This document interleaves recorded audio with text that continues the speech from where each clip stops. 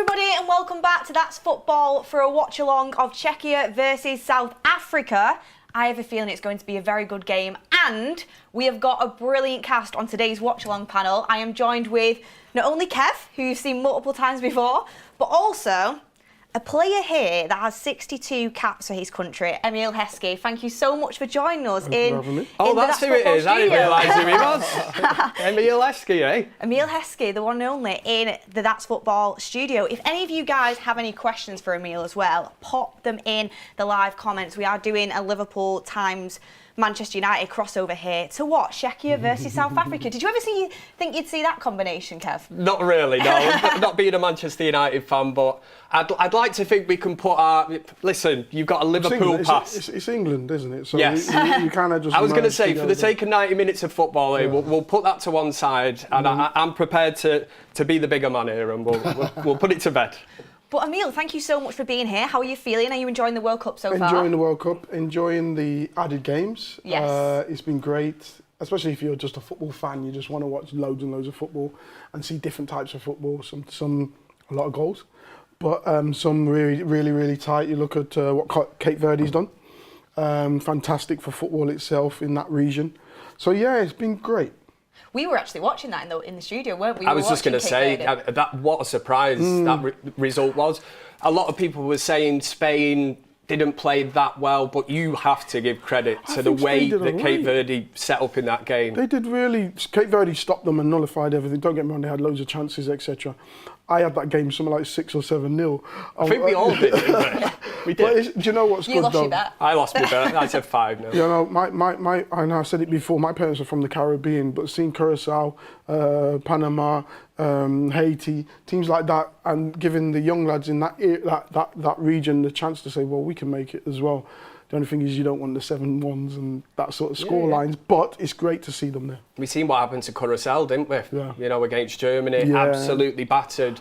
Cape Verde come away. I mean, the goalkeeper, what do you have, 20,000 followers before the game? He's on 12 million now. It just shows you the power of football, doesn't it? 100%. What a game. I feel like everyone, apart from the opposition of who they play next, are going to be backing them in their next game. I mean, you get a point on the board in your first game. They've got a really good chance of going through now and qualifying, because we know that third place is good enough to go through. So that's the carrot and the kind of ambition for Cape Verde. Absolutely. I mean, today we're on the second game for both of these teams, Czechia and South Africa. Both of them lost in their first games. Czechia lost to South Korea and South Africa lost to Mexico. Did you manage to watch either of them games, and have you seen a bit of any of them teams? Yeah, I watched the Mexico-South Africa game. That was tough for South Africa. Mexico were good anyway.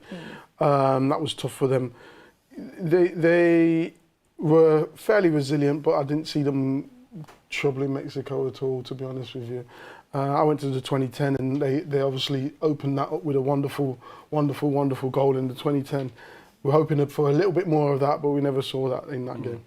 And the sending offs as well were... I was hoping, because you always know at the start of like a tournament, you think, is this going to be, you know... They use that game, don't they? And they're like, we're gonna take no kind of nonsense in this World Cup, and you're thinking, please don't spoil it. Yeah, exactly that. But Mexico thoroughly deserved it. And Czechia as well. I feel like in previous tournaments, maybe they've had a little bit more hype around them than what they have now, just because some of their star players are coming towards the later end of their career. I mean, you look at who they've got there. Schick, who, remember when he had that amazing tournament that time? Again, he's going towards his later years. Thomas Souček as well, 31 now. Soufal, you know, he's coming into his later years as well. I mean, Emil, you've been there, you've done that. Do you start to feel it when you get to them later years? Yeah, 100%. Your game changes, and you're not the same spring chicken that you're running around chasing every ball. You've got to pick and choose which balls you're going to go and close down and chase. But the thing is, there's nations like the Czech Republic who they haven't, the youth players haven't had a chance to actually build a career like some of the other ones where they've gone abroad. And we had Paddy Bergen players like that, who went abroad and really made a name for themselves at a young age. That gave them their national team real power. they haven't really had that over the years, and they're struggling now, and that's why you're still holding on to 30-year-olds and etc. Yeah, that's the foundations, isn't it, really, that you want to build it upon? Absolutely. I mean, looking at South Africa's team, they're just walking out now. I think the most prominent player that people will know is Lyle Foster playing up front. He played for Burnley in the Premier League, but it's not exactly, you know, their team in terms of names, it's not on the same level as some of the competitors that they'd be hoping to get past if they were to get out of the group stage. This is sort of a do or die game for them to have a chance of getting out of the group stage in their Group A. The furthest they've ever got in the World Cup when they've been in it is the group stage. So it is a difficult task.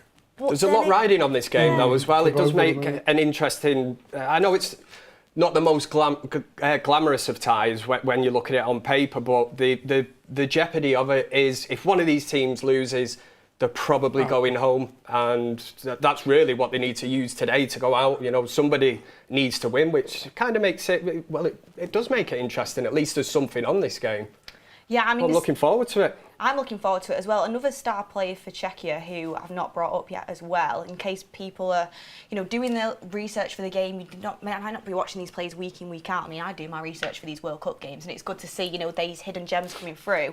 Is Pavel Sulk. He's an attacking midfielder, number 10, age 25. It plays for Lyon, and he has had a really good goal record in recent seasons. I mean, when he was playing for Victoria Pleasant in Czechia, he's got 17 league goals in 23-24, 17 league goals in 24-25, and he's the reigning Czech Footballer of the Year. Represents the new generation of Czech talent. We were talking about the older generation. It's good to see like the new players coming through. Do you remember, Emil, when you were there and in it, and you saw these new players coming through and the excitement around that? Yeah, it's great. But again, it's always good to see these young lads coming through. They've got to get the opportunity. He's obviously gone to Lyon, and he's playing his train there now and doing well there. It's obviously different scoring 17 goals in the Czechia league than playing in France, playing in Italy, playing in Spain, playing in England. Totally different. But if he can transfer that from there to say France and other European leagues, he's got a great. It's a total different level, this, isn't it? Yeah. And we were talking about Ronaldo off air before. It's all right smashing them in the Saudi League, but when it comes to the World Cup, the totally levels, different. It's totally different, isn't it? It's elite against elite. Elite defending, elite attacking, elite thought process, elite quickness, elite sharpness. All everything. The best players from that country, isn't it? And that's what makes it so interesting, really. Absolutely. I mean, did you see a big difference when you were in Australia playing for them 2 seasons compared to... Yeah, you do. It's a lot slower football. Technically, it's not as sound as you would like it, but they were building still. And you've got to remember, they even out of that, they still managed to have your Harry Kewells, the Dukas. You still managed to have some really top players. They've got Iran Kunda now, who's playing Watford, I believe. So they've got players like that coming out of that system. So they're still producing 1 or 2, but their system is difficult because they're a bit like the Americans, where there's no promotion, no relegation, so it's not really challenging you. Yeah, okay, I can sort of see that angle to it and how it... I mean, I think things will change, and I think even with the World Cup being over in America, things will change and things will become... I mean, way more advanced and way more talent coming through in worldwide. And you'd like to think that with the World Cup being held there. I mean, what have you thought so far of the World Cup, you know, being in the US, being in Mexico, being in Canada? I know there's been a lot of thoughts on the hydration breaks. I don't know what you think about that. Look, I think we're in a... He's like, back in our day, we wouldn't have had hydration breaks. We're in a region that knows how to entertain and knows how to make money. So, so we got to understand where we're playing at. They know how to entertain. This thing about everyone lining up and doing the national anthem, I think that's brilliant. Because you're all one big line. We used to go, actually, the rest of us stand out in the dugout, and then the starting 11. Yeah. But we all should be there. Yeah. And I like that. I like that bit of it. They know the razzmatazz, they know everything, how to do it, and they're going to make money from it. So I don't blame them in that sense, but you've got to be careful you're not taking away the essence of what is football.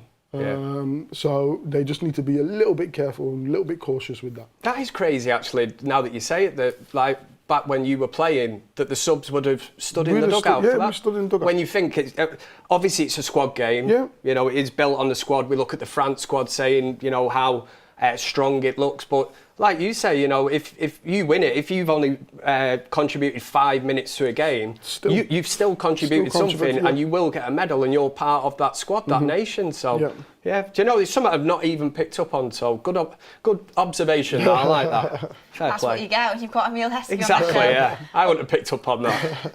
A lot of people in the comments really excited to see Emil on the show. We've got N. James saying nice to see Heskey.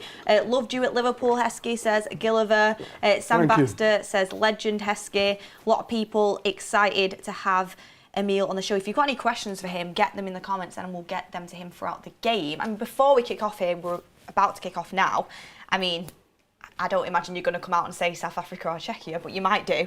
Who has impressed you the most throughout the first sort of week of the World Cup, and who do you think's got the best chance of winning? Do you know what? I've said France from the beginning. That second half impressed me, but again, England's second half impressed me as well. Yes. That was a special second half. They needed to come out and do that as well. And they showed why there's a lot of hype around the England national team. But France did look when they tweaked it a little bit and they got more Elise more in the number 10 and getting him on the ball, they looked very good. He was sensational. Elise He looked frightening. isn't he? And then when Mbappe decided, I'll turn it on. Yeah. Because the first half, he looked well off it, and then the second half, that one he smashed from I didn't think they could. yards. I didn't think they got the ball to him in the right places. Yeah, it wasn't sticking, was it? Yeah, and then I think Dembele wasn't on it. I don't know what was, because for me he's a phenomenal player. But he wasn't on it. But once they got that structure right and they put Elise in the 10, Elise was in the first half was taking the ball off the centre backs. What are you doing there? Yeah. For Bayern he plays high and wide right, no? And then he's taking the ball off the centre backs, and once they got him into the 10. And he was getting the ball and turning them. Yeah, he ran the show, didn't he? And you talk about strength and depth. They bring off Dembele, who didn't really affect the game that much. Barcola comes on, scores a sensational goal, and that's where you look and think. I know you've tipped him to win it, and I look and I just think strength and depth wise, that is what you are up against. You say that. We take off players and we bring on Rashford. It's a fair point. We bring on Saka. Rogers yesterday. That was a moment where I looked up and I thought, do you know what? We have a real chance here. Beth was getting good. It's I saw Rogers, Saka and Rashford on the touchline. I thought, wow, that's pretty decent, that is pretty decent. I even, when just another name for France that didn't start the game, which I can't get my head around, is Ryan Cherky. What a player, and he's not starting. That's similar. I'd still say Ryan Cherky is above, but it's similar to Rogers, not being in the team for England in a similar way. So England yesterday gave me it's only one game, it gave me a real excitement of there's previous tournaments where I'm like, if we get, for example, a Spain, we're in real trouble here. But I feel like every single team we've got a decent chance against. France will be challenging, Germany look good. I know it's Carousel, so we'll have to see. But, teams out there will be challenging. Even Spain, people are writing them off after one game against Cape Verde. They'll be challenging. You can't write them off. Yeah, exactly. Spain did it in 2010, lost their opening game, wasn't it? Went on to win it. Argentina, the last World Cup, beaten by, was it Saudi Arabia? Went on to win it. So people do read into the first games because that's the first look you get, but we'll see, come the end of the tournament. And then you talk about Messi going and scoring a hat-trick. Oh, ridiculous, man, wasn't it? We're just kicking off here. Czechia versus South Africa is just kicked off. We are about 10 seconds in if you want to match up your clock with ours. Our timing should be dead on today's show. So get involved in the live chat. Let us know where you're watching from. Let us know your score predictions as well for the game. Kev, what are you going with? I'm going to go with the Czech Republic 2-0 win. Emil? I think the writing's on the wall. I think the same. You going for that? Yeah, I think the same. I'll go with 3-1. Just so we see just a couple more goals. Okay. Just a little bit different. Although I don't know if I see South Africa scoring, to be fair, after their last showing. But then again, although South Africa don't exactly have the strongest team, that's always going to be a seriously tough game. You know, playing in the opening game against the host nation, like that is going to be tough. Yeah, you're always going to have pressure, but the pressure's more on them than the host team because they've got to get off to a good start. Yeah. They're the ones that got to really entertain. If you just stifle them, and I'm not saying play boring football, but if you stifle them a little bit, they're the ones who are going to be a bit nervous, not you. You're not the one supposed to be nervous. Can anybody tell me what Schick was up to then? He thought he was defending. Shit. Do you remember when he had that in tournament where he was just like insane? Like left, right and centre was scoring He went goals. to head it and I think he like whole chested shoulder, it, didn't he? I mean, Emil can give us good insight on the centre forward play. Yeah, well, to be fair, I don't know if he saw that coming and it moved a bit late. But yeah, he's watched it Caught in all. two minds. Well, I don't even know if he got it caught in two minds. He's watched it all the way onto his head, so he's got to do one or the other, no? Yeah, and then he ended up chesting it. We've got Moon Landing, I think, in the comments saying, sleeping on South Africa, they're going to silence you. Yeah, I mean, let's hopefully they do. We want to see an interesting game. Yeah, we hope they do. Also, people noticing Emil's fruit selection here. I mean, that's the key, isn't it? If you want to be a good athlete, get your fruit in you. How long have I been on here, man? I don't even get asked if I want a drink of water. Emil sits down, he gets fruit, grapes, bananas, everything brought over, water, tea. Look at that. I know, I'm going to be updating my demands for next show. No, I'm joking. I'm joking. It's just reminded me that I need to be on a healthier diet, to be fair to you. Yeah, he's putting us to shame, in fairness. It's only fruit. Yeah. We've got another super chat in from our dev saying, can I get Emil to shout out Robert Devry? Robert Devry, shout you out. Yeah, there you go. You got your shout out. He's getting good Robert. at this. We've got also the Cop NTV says, Emil, what is your favourite Liverpool memory?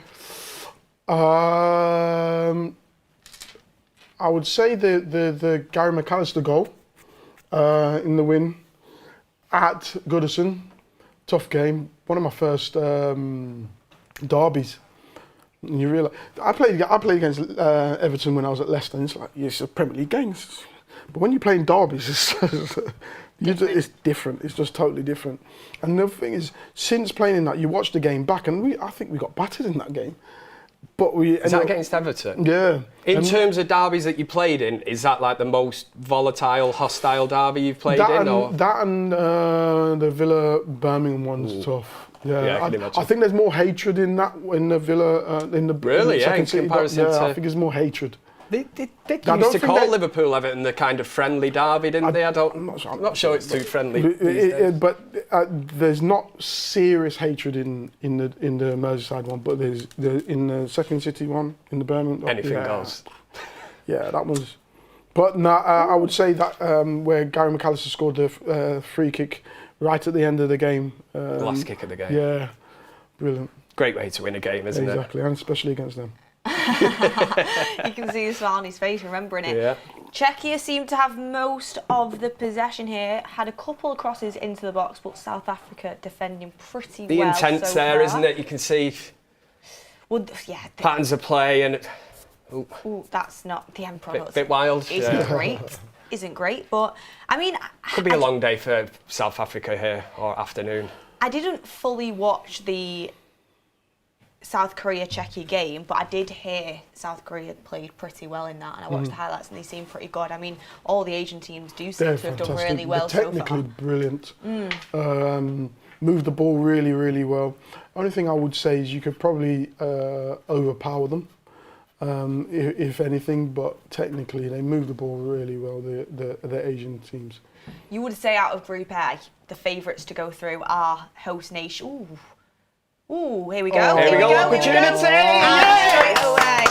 5 minutes in. Straight away. 5 minutes in, Czechia get their goal. And it was, it was a finish that Mr. Heskey would be happy of. Definitely happy Head down, with that. power over it, never in doubt. You can kind of see it coming. I think there was a couple of crosses into the box, etc. And they were dealing with them reasonably well, but it was only a matter of time before certain runs. And it was really, really smart layoff in the end. He could have easily tried to take a touch and tied the shot for himself. You don't track your runners, do you? That's exactly what happens. And the better teams will get these openings from that one-touch passing in and around the box. That's exactly what has happened there. It's a great finish. I think it was Sadilek who got the goal for Czechia. Great early throw as well, wasn't it? Yeah, absolutely. It's that pass. Did he mean that? that deft touch. Yeah. The weight of pass to take the sting out of it. He's put it on a plate for him. That was a brilliant. Look at that. The defender's in a difficult place because he doesn't know whether to stay or actually go to the ball, and he's kind of left in no man's land, isn't he? He's got a touch on it, but. So far, Czechia are definitely dominating. It's interesting actually because Matthew McFadden is in the comments saying Korea played Czechia off the park despite the tight scoreline. So you can sort of see the standings within the group there. Like we were saying, the favourites would be the host nations, Mexico and South Korea, but there's a lot of third spots going through within this World Cup, and Czechia will definitely be eyeing that one up as well. That's certainly what makes this new format a bit more interesting. I know you mentioned earlier about money and the water breaks and the advertising and all this and that. People have looked at the expansion of it, more teams. Obviously, that does come with it, doesn't it? The more revenues, but if anything, at least it gives us stories like Cape Verde, doesn't 100%. it? Curacao scoring an equaliser against Germany. Sorry. And Curacao is, I think, their population is only 150,000. Yeah. It's crazy. It's crazy. When you put it in perspective, it's crazy, man. Two bloody. And they're playing against Germany at a World Cup. To be fair, I'm pretty sure only one of their players was actually born there. Yeah, that's right. Yeah, but to still have, that. But then you say that Senegal played France the other day, and how many of the Senegalese players are actually from France? That's true. That is very true. I mean, it's an interesting one how the rules work with everything like that as well, in terms of how you can be connected to a nation and go and play for them. I mean, what was the LinkedIn story, Kev, again? You know the LinkedIn for Cape what was the player now that he plays for Shamrock Rovers in the Irish Premier League? And they found out that was it his dad or some ancestor anyway, worked out that he could represent Cape Verde at the World Cup. So they didn't just ring him, like you would, send him a message on LinkedIn to ask him if he wanted to represent Cape Verde, and it was a year later that he actually responded to it because he thought it was a joke. No, they sent it in Portuguese and then they resent it a year later in English and then he agreed to it. But how crazy, and then he's playing at the World Cup. And he put in a good performance as well. But the thing with that is, well done. Ooh, Czechia in again. That's what you have to do to get your players. Here, South Africa, this could be Might have gone a bit earlier with these 2-0s. Yeah, it might be. Yours might be a bit better. I don't think it on could the be cards. Scoring though, to be fair. Go on. I think the thing with the representing different countries, obviously your parents are from. My parents are from Antigua, so me and my children can represent Antigua if we want to. There's so many kids. If you go through our England's national team, they've all got who they could play for. You've got one of France's best players was born in London, Elise. Yeah. You imagine if you would have picked to represent England? No, would have been. Yeah, I think Zidane wasn't. Oh, here's a question born in for France, you. was he? No, Zidane's son plays in goal for Algeria. There you go. Yeah, one of the greatest French players of all time as well. You could see him watching the game the other night and he had a bit of a grimace on his face, didn't he? He made a couple of mistakes, didn't he? I mean, what's it like for you? I know both of your sons. No, I just enjoy it. I just leave them, let them go and enjoy it. And when at that stage you do get nervous, but I love watching them play. I've been watching them since they were kids, so just to see them progress up and now it's professional, it's just amazing. Did you say they're under 21s? Both, one's 20, one's 18, so they play under 21s. Right. But Jaden went out and played for Sheffield Wednesday.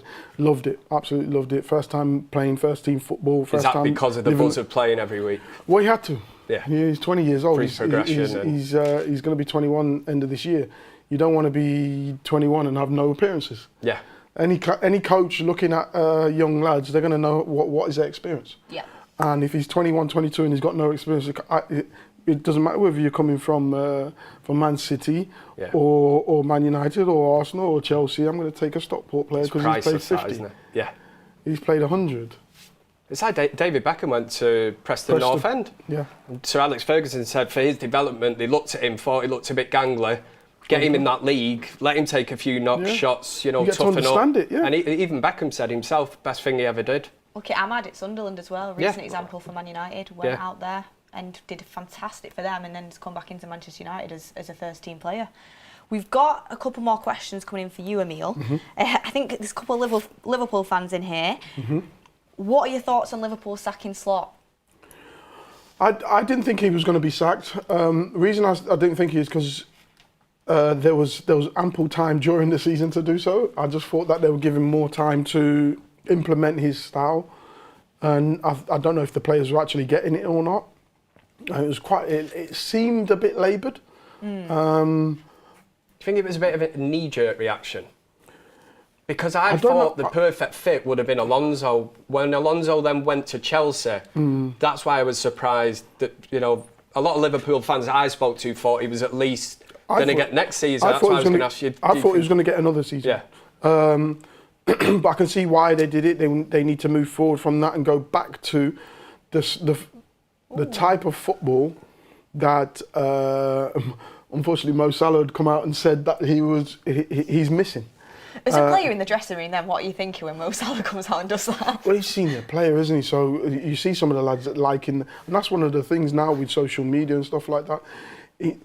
It can get you in trouble because that's your teammate. That's the one you're in the trenches with. So do you like it? Don't you like it? Sometimes players don't even know that they like it. They just press and then move on. He's blatantly thrown him under the bus, as they would say. Yeah, he has. It wasn't the first time either. No, but the interesting thing is there's a lot of talk about him coming back again, isn't there? Is there? I don't know if that's just talk or what, but I can't see it. But you never know. You never know. Well, it will be Iraola in the dugout for Liverpool next Good season. manager. It's just, we seen like Thomas Frank, didn't we, at Tottenham? Sometimes managers are good at a certain level. This now, Liverpool, Manchester United, clubs like this are on a total different level. Fan base, every expectations. I came from Leicester. We've been to 3 cup finals in 4 years. We went to 97, 99, 2000. Won 2 of them. Then went to Liverpool, and I'm thinking, I've won trophies, and there's a totally different kettle of fish. There's a totally different ethics, everything. You win, lose or draw at Leicester, you're kind of enjoying yourself. Was it? You go to Liverpool, it's a must. You win a cup, and basically it's like, well, you've won that now. Well, where's your next one? You can't be like resting on that. You got to go with. Are you kind of briefed before you join? No, or is this this is just something from the top. It's just you're just set in stone. Yeah, you're learning this as you're going in. So you're thinking that we were at Leicester. We were going warm weather training in Tenerife without no training. So see where this is going. So then you come to Liverpool and it's like regimented. It's every day you're playing Thursday, you're playing Sunday. You get no days off. You're training at certain times. It was tough, but it was brilliant. Was it a shock to you? Yeah, at first when you went. Yeah, 100%. Do you think it's still the same now? It's even worse now. Because you see teams like Bournemouth, like Brighton, doing so well and competing with them top teams. Like, do you think? I mean, still to this day, it's that big of a gap. They will be mimicking what the United's, Liverpool's, and all them, which is training methods, methodologies, training methods, and the intensity that they're training at, and how much they're training. They don't get no days off now. We were getting Wednesday, Sunday off. Do you know what I mean? So now their level of fitness is just another. Who did you play under Martin O'Neill? Was it at Leicester? Leicester. Yeah. They were great times for Leicester, weren't they? Brilliant. Filbert Street. Do you know what? What a stadium. Yeah, when you look at that time, I was thinking it couldn't get any better. But then they go and win the league, and then go and win the FA Cup. But at that time, to go from championship, winning that via playoff, by the way, then to go and win the League Cup the following season and finish top half of the table. Finish top half of the table on the second season, to go to the League Cup final again in the third season and finish top half of the table, and then to win it and their 4th season, that's at Leicester. That was like the pinnacle at that stage. We weren't supposed to be doing that. Yeah. We didn't have these big. We made big names of ourselves, but we didn't have big names. Yeah. We had Lenny, Muzzy, myself, Walshy. There we go. South Balls into the Africa box. had a big chance there. Nearly 16 minutes in, still 1-0 to Czech Republic. Yeah. They're having a little bit of a go, South Africa now. I think they're They going to are. have to, otherwise they're going home. Yep. They are. I mean, there's a few people in the comments. We have N. James saying, as a Nigerian, it's really embarrassing that this South Africa team made it to the World Cup instead of us. You've got to look at yourselves then. You can't look at Exactly. Even Everybody there deserves to be because they qualified. You can't turn around. People were saying about Cape Verde, Curacao, saying why are they there? Because they qualified. You know, weren't Cape Verde in the same qualifying group as Cameroon? I'm not sure. I'm sure it was. Yeah. Cameroon didn't qualify out of that group, so they must have done something right. yeah, there's no. And we all love a fairy tale sort of story in football, don't we? We do. I must say, South Africa, as much as they are giving it a go, I struggle to see them getting a point, to be honest, even in this group. After watching them against Mexico and watching the first 16 minutes here, I just don't see any product whatsoever from them. But And they're obviously missing what would have been 2 first-teamers from the Mexico game because of the This two is red not cards. an easy group, though. When you No. look at it, this is not an easy group. No one would have liked to have been in this. No one else would have liked to have been in that group. a lot of people are asking if Sittol is playing. He got a red card, unfortunately, in the first opening It's game. Mexico. There was a bit of debate about that. How do you feel about this, Emil? I understand the rules are the rules, the game's the game. People were saying, these red cards, some of them were a little bit, they were questionable. People were debating them, and there was viewers and the audience saying, this is, maybe some players' only opportunity to go and play in a World Cup, and now they're basically out of the group games near enough. I get that, but you still control the controllables, don't you? So you Don't can't put yourself in that position. My response to that would be, don't get sent off then if you want to play other games. Yeah. You can't blame everyone. Look, Yeah. We've seen some of the referee and even the penalty that wasn't a penalty. What should have been a penalty for Mbappe. Yes. Can I ask you on that? Did you think it was a penalty? thought it was a penalty. Right. Because I said it to somebody at work the other day and he got absolutely vexed with me and said, I was Mbappe, he's always at it. He said, the minute he leaves his leg in, and I thought, well, as a striker, some players do game's the that. game. Some of the best players we've seen. He said should Michael have Owen, never whoever. tackled that. He Harry should have never Kane. gone in there. Yeah. He should have never. That wasn't a time. It's a reckless, out of There you control. The minute you slide in, yeah. you're not in control, are you? And if you're going to commit yourself like that, that's why I thought 100%. I was like, I cannot believe And he's gone to what's the screen VAR as well. looking at. I'm like, I've seen it once. It's a penalty, and then like you say, goes and looks at it on the screen. I couldn't believe it I'm like, it's got to be a penalty. Do you think Messi should have been sent off? I've not seen that one. Have you not seen it? No. Have you not seen it? He should have been.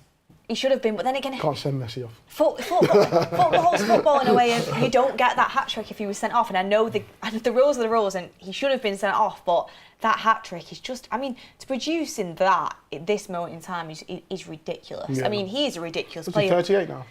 I think Yes. he's 38. Yes, and I think his birthday's coming up. I think he's turning 39, or he might be turning 38. But just like with Double-check. Ronaldo, people were saying leading into this World Cup, they were like, Messi at 38, again, playing in a league that's not as competitive as a lot of players that are, at this World Cup in the top teams. How's he going to get on? And then I thought, what an answer. The opposition, whatever is in front of you, to go out and be the only player on that pitch, to score the 3 goals, score a hat-trick, I'm like, this is, incredible. I think this team's set up for him though. But Yeah. I retired at 38. I finished playing at 38. That's tough. To gonna run say, around that's a and good chase innings, kids. that. To run around and chase kids younger than you. When did you end up at 38? He turns 39 Bolton. next Bolton. Wednesday. Next Wednesday. Turns there you go. 39 next Wednesday. Crazy, that, isn't it? Wow. Yeah, Bolton. Yeah. Near me, that. I was at Bolton. Reebok. Loved it. It was just tough. And he's going on to the biggest of big stages. Yeah. And still doing it. Granted, his game's different. He doesn't have to run around, chase balls, do this. But he's still, when he gets the ball, people are still looking at him to produce something. And guess what? He's done it. He's done it. I mean, we have quite a few people commenting, asking for Emil's thoughts on Portugal and Ronaldo. We were talking about that a little bit before we went on air. Let's do it.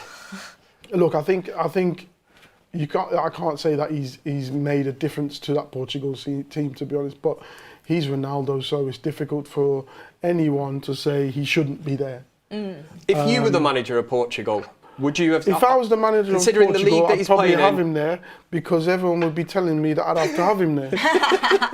I was going to say you'd be hounded out or sacked, wouldn't you, as manager? Yeah. Now, Do you think that pressure is on the manager? Yes. yeah, Without you would a have thought so. doubt. You would If have they lose and without not even just the Ronaldo, manager. it's way worse than losing with him. Probably on it from FIFA as well to have the best star. When you look at someone was arguing about football and other sports and stuff like that. Is Ronaldo and Messi the highest followed people on? Yes. So, Yeah. come on, football is the biggest thing. You've got to have these people there, whether he's playing or he's an ambassador. And with it being in America as well, yeah, like you say. The last dance, they're calling it, aren't they? Messi versus Ronaldo, which we thought was the 2022 World Cup. And Messi, like Emil said earlier, he said, is it for Ronaldo? He might be back in 4 years' time. You wouldn't put it past him, would you? Would not put it past him one he bit. could do whatever he wants. He decides. He decides, exactly. He'll decide when he's hanging up his international boots. I do have to say, I did the watch along for it yesterday. I know he was getting a bit of stick. Portugal as a whole didn't play very well. I mean, they've got some fantastic players, but they didn't play very well. But they were very slow in getting that ball into the box for him. It was very lethargic in the build-up. And when you are just waiting for the ball to come in and it's taking too long and the crosses are being blocked and you're barely getting any service, it must be quite difficult. The thing is that the way they play, though? Are they playing that because he's there, or is that the way they play? That's why I think it's holding them back. There you go. The reality is, we look at Messi. That is just the way that Argentina Hydration play. break, everyone. Yeah. You know, so for Portugal, they've always had the Nuno Gomez. Well, I played with Nuno Gomez. Played against Nuno Gomez players like that.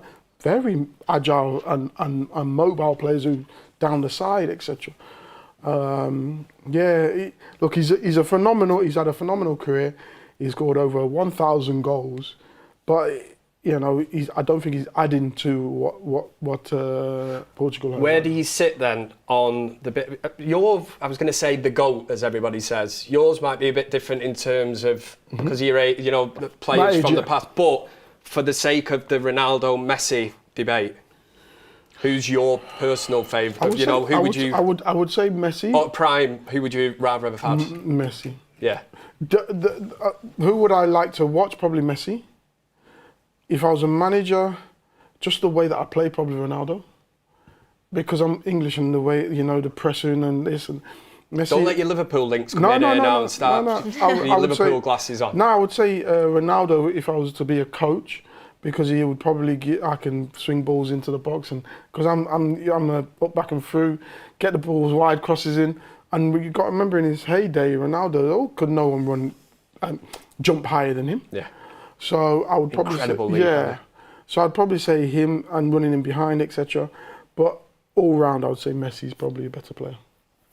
I don't think there's a wrong answer with that, is there? Unless Beth's going to tell me something differently. She's looking at me as if to say. It's difficult.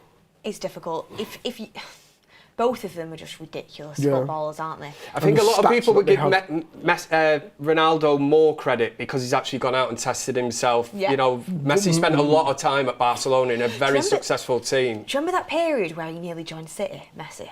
Yes. Remember that? Yeah, Pep yeah. Guardiola was manager and he was apparently very close to joining City. I'm not sure about that. Do you not think?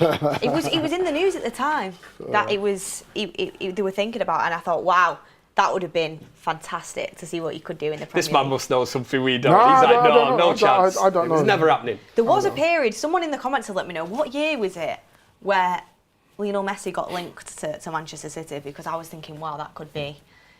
It must have been when he was leaving Barcelona, wasn't it? Where it come out that you could Yes. sign him on a. Yes. They couldn't afford to He went keep to him, PSG, could they? yeah.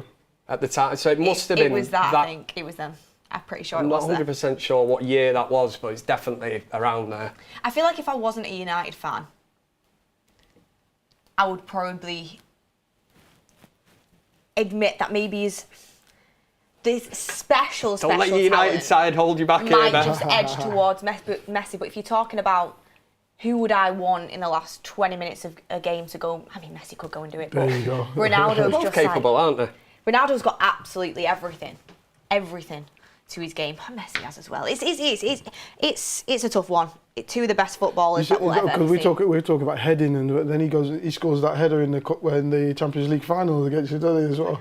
Thank you for that. 2021 season, I've just been told. Oh, thank you. 2021 season. Yeah. Yeah. Doesn't seem that far out. Doesn't seem that far away. Imagine if that would have happened. Oh. Do you expect City to drop off now Pep's left, by the way? Just a bit of a side question. No, shouldn't do. Mm-hmm. But then that shows the intensity of Pep.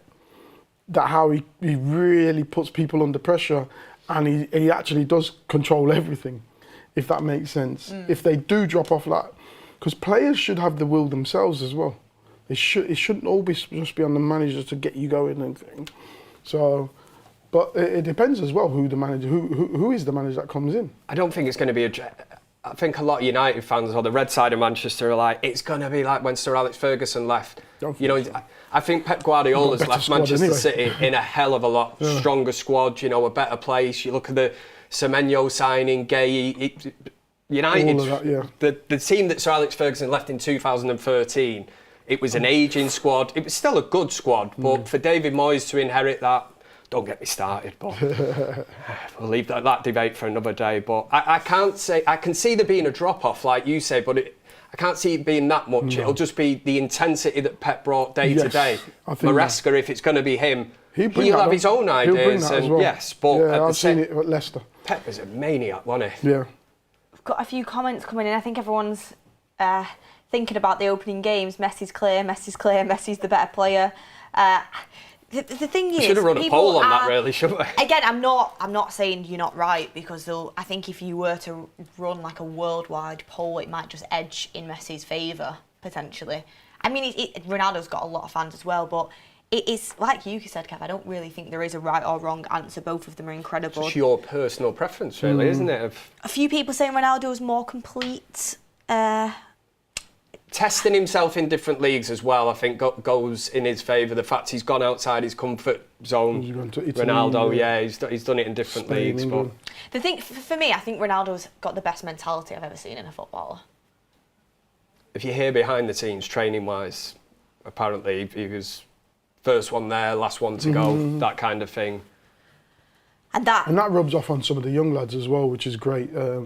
I think that Mo Salah was similar to that as well. So hopefully they leave a better legacy at the club when they've left. Well, even when Ronaldo turned to United for the second time, there was players saying that they felt that they had to stay longer because he was staying. But that's obviously, he's been doing that for 20 years or whatever. Yeah. That's his routine. Yeah. That's what he does. He's not staying trying to be teacher's pet. You know, he's No, Ronaldo at the that's end of the day. He's like, this is what I do. And other players were like, I'm going to have to stay behind for another hour. You know, I can't get down the Trafford Centre and go and buy a new watch or whatever they do in the daytime. It's like... It's not a coincidence, is it, that the highest paid at the time at Manchester United, when he came back on his return, the highest paid player in the league, the most successful player in the league, is the one who's staying after everyone else, who's there before everyone else. That's how you maintain that level for a lot of players out there. And like you said with Mo Salah, I mean, some of the stories I've heard about him and what he does in the summertime to prepare to the new season, everything like that. I mean, I heard something about he goes away on his own for a few weeks and has this routine that he has to do before the season starts. And I thought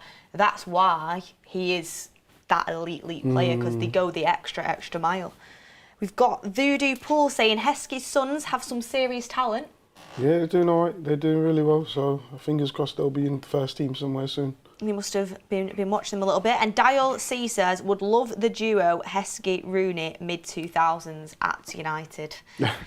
I mean, a lot of people talk about the duo of Heskey and Owen as well.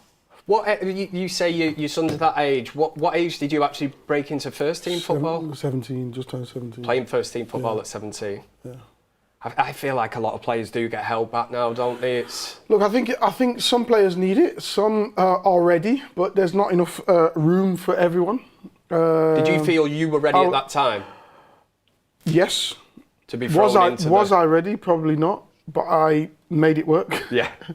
You take your chance. And you learn as you go along. You learn where you fit. You learn how to hold your own. Like I said, I just turned 17. I turned 17 in January, and I played in March. That is young. So, but even at 16, I'd have been fine, I think. Yeah. Yeah, I'd have been fine. You're a big lad, aren't you? Yeah. So I think you could handle yourself. But my sons are like that as well. So they're not as big as me, but the youngest one, he's tall as me. The oldest one's a little bit short, but he's got a bit of stockiness on him, so he can handle himself. And then it's just how to understand how to handle yourself on that pitch. Yeah. How to move the ball. It's the only way quickly. you're going to learn, isn't it? Sometimes, like you say, if you admit that you weren't 100% that you were ready, but you're not going to turn down the opportunity, are you? 100%. That's the career path you want to go down. You think, get me on there, and every minute on that pitch, then you're learning, aren't you? You're learning all the time. Yeah. And then it's good to have the right professionals around you. You're talking about Ronaldo's, your Ferdinand's, players like that who are fantastic to have around you, who will help you on that journey as well. It's a fine art of getting youth and experience, isn't it? If you can get that blend absolutely spot on. The most difficult part is getting that in the Premier League, because in the Premier League, you're probably, 8 games away from being sacked? Yeah. Yeah. So can you really rely? And whenever a manager comes in, what does he do? He reverts back to senior players. So these young lads are never ever going to really get a sustained unless they hit that ground running, and most of the time they need a season to get season of ups and downs to then find out that consistency. Well, I remember seeing Harry Maguire speaking recently about, he was asked about the futures of Lenny Yoro, Aidan Heaven at Manchester United, two of the younger centre-backs, and he was saying he couldn't imagine, being under the spotlight at Manchester United at that age, literally every single thing you do has just got a huge spotlight on it. You can't have one mistake. He said when he was learning his trade at Sheffield United and Hull, obviously, he still big clubs, but he said he could have a bad game each week and he wouldn't be absolutely, terrorised for it. And he was allowed to learn. He was like, he couldn't imagine at that age have to perform at the highest level week in, week out without being able to make the mistakes to learn. Well, that's where you say the step up to Liverpool in comparison from Leicester. You were shocked at what's expected from you. Yeah, because the expectation's huge, though, isn't it? To have that thrown on you. It's huge, but growing up in Liverpool, you would understand that. I'm from Leicester, so it's a totally different. You've not grown up with that in that sense. But I think this is where your Germanys, your Frances are giving younger kids more opportunities, because they give them a bit more time to actually progress, to be who to turn into what they know they can be. Were they looking? I think they were looking at a potential red there, but it's definitely not. It's definitely not. They were zooming in on it, but no chance on that. Yeah, I mean, it's interesting, the player development routes and the way things are going, especially in the Premier League. I mean, I see even one of the best young talents in the Premier League now coming through, Max Darwin at Arsenal. Yeah. I look at him, I think, wow, you're fantastically talented. But I think, wow, you look like a kid. Yeah. Whereas I used to think, when the likes of the Wayne Rooney's were coming through and stuff, I felt like it was just a different feeling. You couldn't hold Rooney back, could you? No, but he would say he was like a boy trapped in like a man's body, wasn't he? Yeah, I was going to say that. And when you see that goal against Arsenal, and he's on that pitch with the likes of, and that Arsenal team was unbelievable. For him to go out there and I'm like, this not is look out of place. Look like he's the same age as him. The goal, the way he takes it down, swivels. You've got David Seaman in net, and I'm like, wow. England's number 1. Yeah, exactly. Yeah, it doesn't get better than that, does it? 34 minutes into the game, guys, and South Africa have shown a little bit of something, but next to no. As we say, they're going to have to show something, aren't they? Czechia seem to have the majority of the possession and the majority of the chances, but haven't been able to find that second goal as of yet. I mean, from what I've seen, I personally don't. I mean, I predicted 3-1. I personally struggle to see South Africa getting a goal, but it's still only 1-0 in. You've got so much opportunity, and going into half-time at 1-0, there is opportunity for South Africa to come back and the longer the game goes, they're going to have to get a bit more adventurous, aren't they? Because that's when more gaps come. And they ideally both teams need a win, really. After losing their opening games.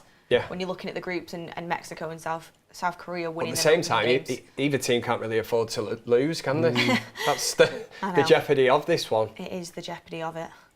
A draw does keep them going, but offside a loss there. and you're going home. Is that offside? Yes. We've got some more comments coming in. A lot of people loving your shirt, Kev. Are they? Yep, they're loving it. Oh, this whole thing. I just threw it on before I come here today. Lee Mr. Null says, can't believe Heskey's on the watch-along. Unbelievable. Is this a sign of things to come? Under the overlap, clearly increased the budget. Hey, never mind, I can't believe he's here. Never mind me. I know. I told Kev earlier today, I was like, just so you know, Emil Heskey's joining us on the watch-along later. And he went, are you having a laugh? I was like, no, I'm being deadly serious. That's right. She messages me, are you all right for the 5 o'clock tonight? I went, yeah. And then about 2 minutes later, I go, oh, Emil Heskey's on the watch-along. And I'm like, how do I respond to this? I'm like, okay. Seriously? Seriously? Ooh, South Africa in here. Potential cross coming into the box. Oh, heavy touch there, but just bit the more final adventurous, product, isn't it? And a corner as well. Do you know what I love? Pace. It looks like they've got the pace to trouble them, but it's just getting in them areas often enough. They've got a few more fans in the stadium in comparison to the Mexico. In Mexico, they had about 200 fans in the stadium. Was that what Talk it was? about home advantage for Mexico, and it held 85,000, I think. What do you expect? I know. Come on. The host nation, I'm like, You got 200 in there. home advantage. Yeah. You're lucky you got 200 that. ultras. Well, that's the thing. I mean, I know there's a possibility that England could get Mexico. Was that quarters? Semis? Round of 16. Is it round of 16? I don't know which one is it. Someone let me know what that is. But I know that we could get Mexico in the Azteca in Mexico, and that's going to be What tough. a stadium. That's tough. It's tough. I mean, even if you look at the squads and think, oh, England, you know, in their ground. The high altitude, the weather, that's not going to be easy. That's not going to be an easy game. But you would like to think we have more than enough. We're going to have to utilise our substitutes really well in this tournament, to be honest. So I'm debating staying up tonight and watching South Korea, Mexico, because I ideally want South Korea to win that game, just to avoid the... They got them in the sweepstake. No, it's where... Whether we face Mexico is where they finish in the group. So if they finish top in their group and we finish top in our looking group, ahead. We'll get them. Whereas Planning the route to the final. we could get South Korea, which again won't be easy, but it's not as difficult as Mexico, I don't think, in their ground. And that's sort of the difference there. In terms of the teams... Last 32 it is. Last 32. Last 32. I was going to say, Emil, in terms of the teams that are not really expected to compete and win it, but would be your sort of dark horse team that you've seen so far from the first kind of round of games? Morocco. I love Morocco. Morocco? I love the way Morocco play. And they are, am I right in saying they're top 5 in the world, FIFA ranking? Are Morocco a dark horse now? That's what I was going to say. But You mean dark? well, yeah, like a bit. But Morocco are impressive. Yeah. Um, They've got Scotland next, haven't they? Yes. That'll be Tomorrow, is it? Oh. That will be a good one for sure. Yeah, so victory in England's round of 32 match would propel the squad in... No, it is round of 16, I thought it was. So victory in England's round of 32 match will propel the squad into the round of 16, where they would likely face the winner of Group A, or a third-place team that pulled off an upset in the previous round. The crucial game is scheduled for July 5th at the local time in Mexico City, and could come against host Mexico. So, yeah it's the round of 16. Trust my gut instincts, eh? Yeah, I think a couple of people saying... I think there's a debate now whether Morocco are a dark horse or not. Some saying they are, some saying they're not. But yeah, let the chat argue between themselves. Drew James says Michael Owen always says Emil was the best striker he ever played with. I think Michael's the best striker I played with, to be honest with you. He was phenomenal, even from an early age. I played England under 18s. Michael's 2 years younger than me, so he was 15, 16 at the time, playing up in our age group. He was brilliant. What was he like at 16? Yeah, brilliant. Rapid. So quick. Knew how to shift the ball and just wanted to create chances, and just a phenomenal finisher. It just had everything. So it just clicked between me and him. Obviously easier when you're playing 4-4-2 anyway. Yeah. So yeah, it just worked really, really well. And then the goal France '98 Yeah, obviously, any England fan will say against Argentina when he picks that ball up and it's just like run, and he terrified them, didn't he? He runs, and you're like, where's he? What a finish as well. But we've seen that so many times because I've played with him so many times, especially like the younger age group. Seen that so many times. Then to go and say, oh wow, he's doing that in the World Cup. Yeah, he's doing it on the biggest stage. It's just phenomenal. Yeah. But he's so confident. You've seen his interviews talking about him winning the Ballon d'Or and stuff like that. He back then he was super confident. I was speaking to my dad about it actually because he always tells me about how he still thinks Michael Owen doesn't get the credit he deserves for how good of a player he actually was. He said like if he didn't have the injuries, he was like. I think the injuries robbed him a little bit, and then there's one thing you got to remember when it comes to different eras, you lose who was good and how good they were at times. You know, Jimmy Greaves, I think didn't he get his England record is ridiculous. Like a goal a game. Or something like that. His record at Spurs was ridiculous. Yeah. But we don't really talk about it. Yeah. And that's the thing, and it's. We come down to a kind of YouTube era now, where if it's not on something, if it's not there for you to see, then it didn't happen. Yeah. It's like George Best, isn't it? Yes. You know, players like that because there's not that much footage of them. There is bits, but not, you know, a 5-minute compilation of all these best bits because games weren't really recorded in that back then, were they? No. But I did also speak to my dad about the partnership, knowing he was coming on with, I was coming on with Emile Heskey, and he said that you had like the perfect attributes to suit each other, and it was like a deadly duo. Yeah, it was synergy. We had really the big man, little man, both worked together, understood each other's game. Yeah, it would just work. That was an old school tactic, because remember Niall Quinn and Kevin Phillips? They were classed as kind of little and large, weren't they? And they played off each other. You had the tall one, could get the flick-ons, the quick one that could spin off. You weren't slow back in your day, were you? I played left wing when I first came on, so I was quick, and that was the only position that they could get me in. So they played me left wing. Shoehorned you in. Yeah, just knock it down the run, knock it down the line and run, and then swing your left foot out. That was the tactics. What more do you need? That's old school football. Even 4-4-2's gone out of football, hasn't it? It's playing one up front and one in the hole. And yeah. Do you know what? Come back. South Africa have come into the game a little bit more now. Yeah. Building up, getting some chances. It's just whether they can get. It's in these situations. Another corner. Yes. Just before half time, this would make it interesting. Building into the game. If we get one back, it's game on. This winger on the ball a little bit more. Everyone, get your super chats in for Emile. Get your comments in. Thank you, everyone, very much for joining us on the watch along. Also, everyone who's watching currently, make sure you smash a like on the video. It really does help push the channel out. So smash a like on the video. We've got Emile Heskey in the studio. Make sure you do that and get your comments in. We are 43 minutes in, just over. And coming up to half time here, we have Czechia in the lead, 1-0 up. But South Africa have held their own and have started to come into the game. So it's going to be. It was an early goal, wasn't it? 5 minutes. I'm sure there's going to be a minimum of 3, isn't it, with the water break added on time, so it might be around the 4 or 5 minute mark. 60%. 62%. Possession. They've come well back into it. Okay, here we go. Neil's providing us with the stats here. Yeah. Just going to have a look at it. Have they had a shot on target yet? They have. I don't think so. Here we go. South Africa they've woken up. But it's also maybe for Czechia, they've got in a lead. They might think South Africa doesn't have too much of a goal threat. Yeah.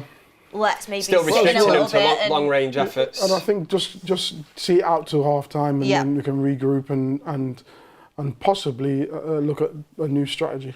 Just sort of looking at where we're at here with this game. Yeah. Okay, so expected goals for South Africa despite the 62% possession is 0.09. So it's not looking great for them in terms of scoring. I think it's the shots that they're taking are from way too far out. They got the lad on the right wing he's taken him on a couple of times. If he can get the right crossing, that's where they're getting the joy down that right hand side, isn't it? If he could get some good crosses in, then you've got half a chance. And as we've seen with Spain against Cape Verde, how many times did Spain from outside the area? That's a sign of a team that was well organised, frustrating them. How many times they're trying to shoot from outside the area? Yeah. And that was, characteristically, so a long word, that is not Spain, is it? Goes against what they all think, how they play. Might have give other teams a little bit of an insight on how you can stop a team like that. It's easier said than done, but to do that for 90 plus minutes, what was really incredible. I was thinking at one point, they're going to get through, they're going to get through, they're going to get through. You think, don't you, one pass, that, and it just never happened. Never happened. It was interesting to see what the Spanish manager did say after the game. He said sometimes the ball just won't go in the net, is what it is. And I'm like, don't know if I'd like to hear that if I was a Spanish manager. To be honest with you, Thomas Tuchel came out saying that to us, I'd be like, well, make it go in the net, please. Figure out a way to make it happen. And in terms of the England game last night, I mean, that is what Tuchel's come in for, isn't it? You, the players are on about this half-time talk, what he said to them. They've been quite open and said exactly what he said. And you could see that in the second half performance from England. They come out guns blazing, didn't they? That's what he said. Yeah. I want you to play like you do in the Premier, for your Premier League teams or like the Premier League. I want it to be 100 miles an hour. And from the first minute of that second half, the difference in the tempo, obviously Bellingham gets here, it was unbelievable. Nice. And they had a great spell, didn't they, where they should have scored again. I don't know how they didn't. It's like he made them realise what they're capable of, and then they went out there and did it, and that's maybe where Southgate, a few question marks were over him. If he was still manager last night, would he have had that effect on the players? Would he made them the Rashford-Rodgers change at that time? Probably not. He'll probably stuck with it for a little bit longer. Sit behind the ball, bit negative, defensive. I mean, I tweeted out last night. I said, of course, there's a little bit of worry going into future games against tough opposition about the defensive back line. I'm going to be honest. I do think there was some red flags there, but I'd much rather watch, the second half especially, an entertaining second half, and watch us go and win a game in an entertaining style 4-2 than win 1-0. That's just me. Yeah. I prefer that style. Well, football is about entertainment. First and foremost, football is about entertainment. So you do want to win within that as well. But it's about entertaining the crowd, entertaining people who are watching at home. And that's what that's what we used to watch football for. Is that something you were told at Liverpool? Was there an expectation to? Well, there was an expectation to play a certain way. Yeah. At Liverpool. That's going to be entertaining anyway. But we have to play a certain way at Liverpool. It's not no more the way that. What would you class it as? Entertaining, attacking football. Yeah. Because you do hear this, but possession based as well. Yeah, because you hear this. It's the Liverpool DNA, the United DNA, whatever it is, and you sometimes, what is that? What do you mean? But I suppose when the clubs like that have got a history of being successful and winning, and it does come down to that, doesn't it? Yeah. We're at half time. We are at half time. Someone just put in the comments section that was the worst game of the World Cup so far. I mean, it's one of them where it's not been the most thrilling. However, there is something on the line for both of these teams, and that's still the case going into the second half. That is still the case. There is still something to play for South Africa if they can actually find the back of the net. But this, they've got 45 minutes left to do so. Can they do something going into half-time? Oh, goalkeeper spilled it. Can he get a shot off there? No. Unfortunately not. That was a good opportunity if they could sort themselves out there. I want to ask you actually, Emil, we've seen, against the likes of the Spain, Czechia on the attack here, that low block, really troubling them. As a striker, playing against that low block sort of system, how difficult is it to be patient and not have that space? The thing is with being striker now is you have to be more patient than ever because you're that one focal point in the middle. Now, if you start moving out and into other people's space, you're crowding that. So you've got to try and stay as high as you possibly can, knowing that your bit comes when you get inside the box, and that's when you've got to really come into your own. Try and find some space. Your movement's got to be smart to find the space to then create them chances. But it's so you look at Kane, but it's a little bit different for Kane because he's given that power to do so. But imagine me coming down into midfield. That's Scholes' position.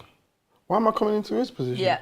Didn't he say that you dare, what do you say about right backs? You dare try coming into my... Might as well know my position. Yeah, but you don't do that. Yeah. So you've got to stay in a position to try and make it as big as possible. So it can be frustrating at times when you're not touching the ball. Were you surprised to see that? Because it was a tactic that worked well, but Kane dropping so deep, almost into a quarterback role where he's pinging passes. But you could see that the kind of tactic they were trying to use was that Anthony Gordon was moving into that number 9 role when Kane dropped so deep. Yeah, we've seen it several times where you got to be clever enough to understand where the space is once you start dragging players out of them. So if a defender comes with me, there's space there where I've just left. The space. But it's got to come from somewhere. Yeah. One of you's got to do that. I'm doing. Bobby Firmino used to do it all the time, didn't he? Then you had Mane and you had Salah. Oh, he was great. And they were just making runs. That opens up the space, doesn't it? I loved Andy Cole at United. I thought he was absolutely sensational. The work he did off the ball, and it goes unnoticed, really. You know, it's just making a run and taking a defender with you, like you say, and allowing the likes of Scholes, Beckham, whoever to come through. And I never thought he got, the credit that he deserved for the work rate off the ball. But let's forget about the work rate. Look at the goals he scored. Well, that stands up itself. And then there was a myth, that he needed 5 or 6 chances to score Someone one. Said it, and then everyone jumped on the back of it. Exactly. That does happen a lot in football. Happened then, happened Pile now. on, isn't it? A narrative's created and then it's run. Everyone just runs. Still up there as one of the highest goals. Exactly. That record has stood and how long since ago when? was that? Exactly. And he was one of the first to score 40 in the season. Am I right in saying that? Yeah, it would have been. And that wasn't as many games. Was that for Newcastle as well, wasn't it? Yeah. There you go. You tell him, Emmy. I love this, man. One thing I will say is half-time here, and your guys' 2-0's looking pretty likely, I'd say. Yeah, I thought we'd gone a bit early with that, hadn't we? We said I thought the floodgates were going to open 1-0 after 5 minutes, but the game did die off a bit. It's died off a little bit. Yeah. I expect Czech to come out in the second half to have a little 5-minute spurt again. Yeah. And then we'll see. Hopefully the viewers can understand why we just had such a good chat for 45 minutes, which I think we did, but it's because there wasn't really much to comment on the game, was there? Not really. Not too much, but everyone's loving it. Everyone's getting involved. Smash a like on the video, and everyone keep getting your comments in. We are a week into the World Cup now. It feels a little bit surreal. It's one of them where it feels like it's gone quick, but also it feels like it's been ages at the same time. When you look back to the first game, that seems months ago now, ages ago. A few people asking if there's any predictions if South Africa will score a goal within the whole competition. I mean, they don't look too likely right now. My 3-1 isn't looking like it's going to come in. I don't know if I see South Africa scoring. It only takes one chance, but I just look at that. You need half a chance, but you need people willing people to get into the box and to exploit that. And any questions for Emil as well, keep getting them in, especially at half-time. We can get them to him. But one that's come up quite a bit was your toughest opponent. I would say probably Sol Campbell. Yes. And Walter Samuel. Walter Samuel played for Argentina and Roma at the time when I played against him. He was a beast. But Sol was that dirty tactics? Was that studs down the back of the legs? Everything. But so strong. So strong. And Sol was man mountain. I was devastated when I was watching. I remember at the time we were talking off air that we've, what do you call it, transfer news, or it wasn't a thing years ago. No. It's become a big thing now. But when I heard Sol Campbell linked with United, which is who I support, I was like, I really wished that, he would have come to United. Obviously, he made his decision, went to Arsenal, and he was very, very successful. But what a player Sol Campbell was. Fantastic player. I can imagine, as a striker like yourself. But you talk about players who haven't really been given their flowers kind of thing. Yeah. They don't really talk about him as a good defender. They don't really talk about him as even a good player on the ball. He was. Yeah. He was fantastic. Yeah.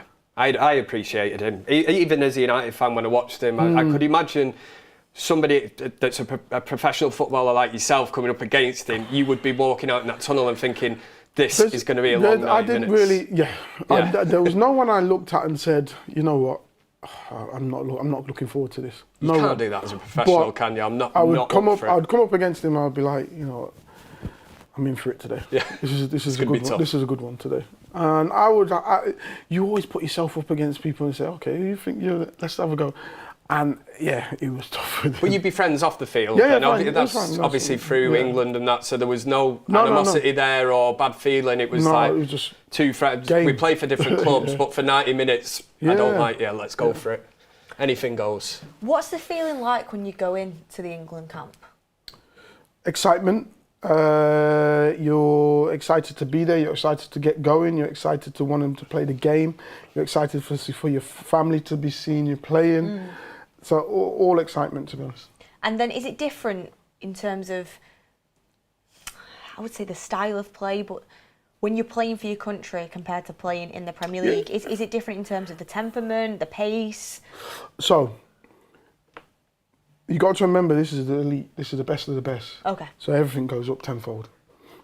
That ball gets passed into you normally by your teammate, that's coming in 10 times faster.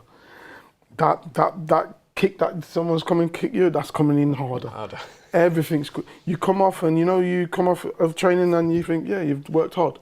You come off training with England, you can wring your shirt. That's how much work you do. Levels. It's ridiculous.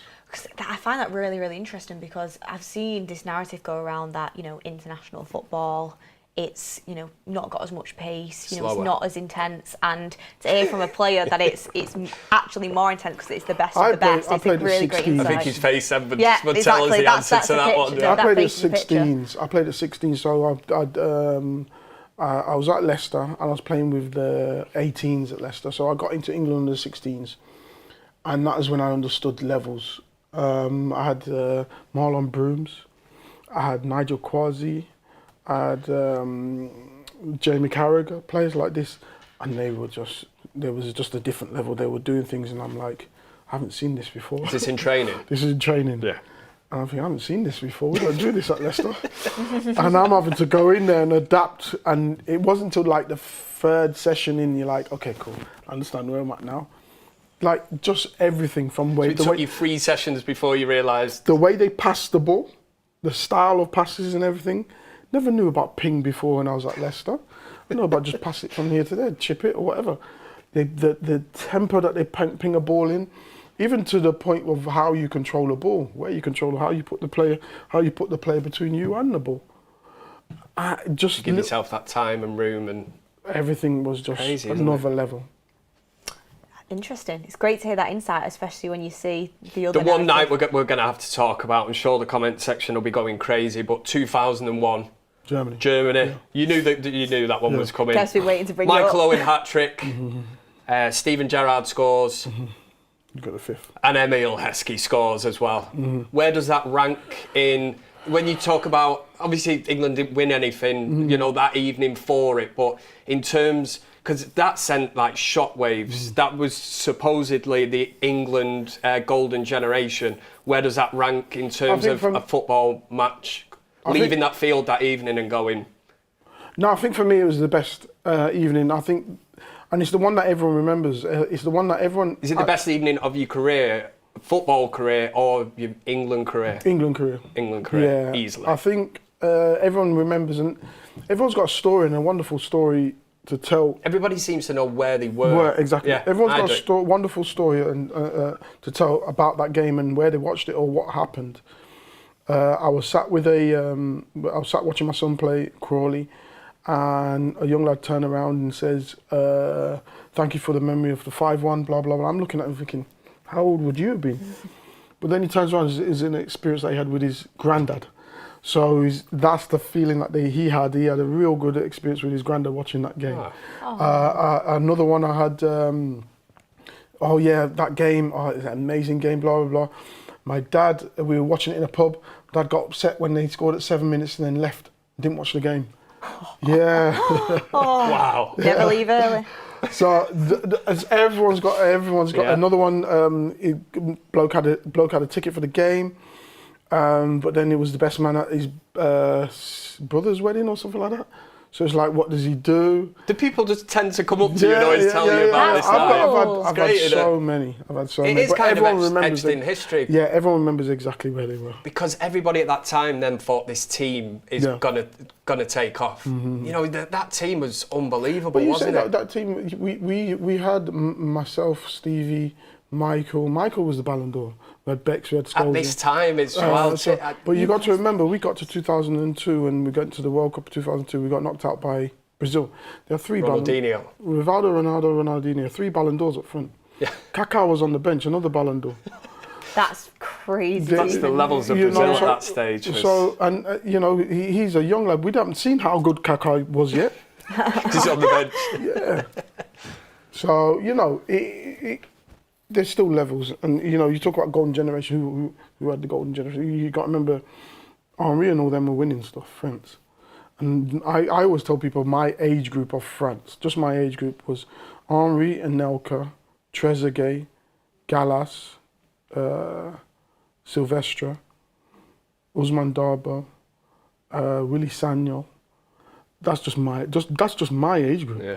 Then you add in Zidane and all them on top of that. Just sprinkle that on. They were winning, but I think we came third in that European Championship. They were winning it. France were winning it from that age group.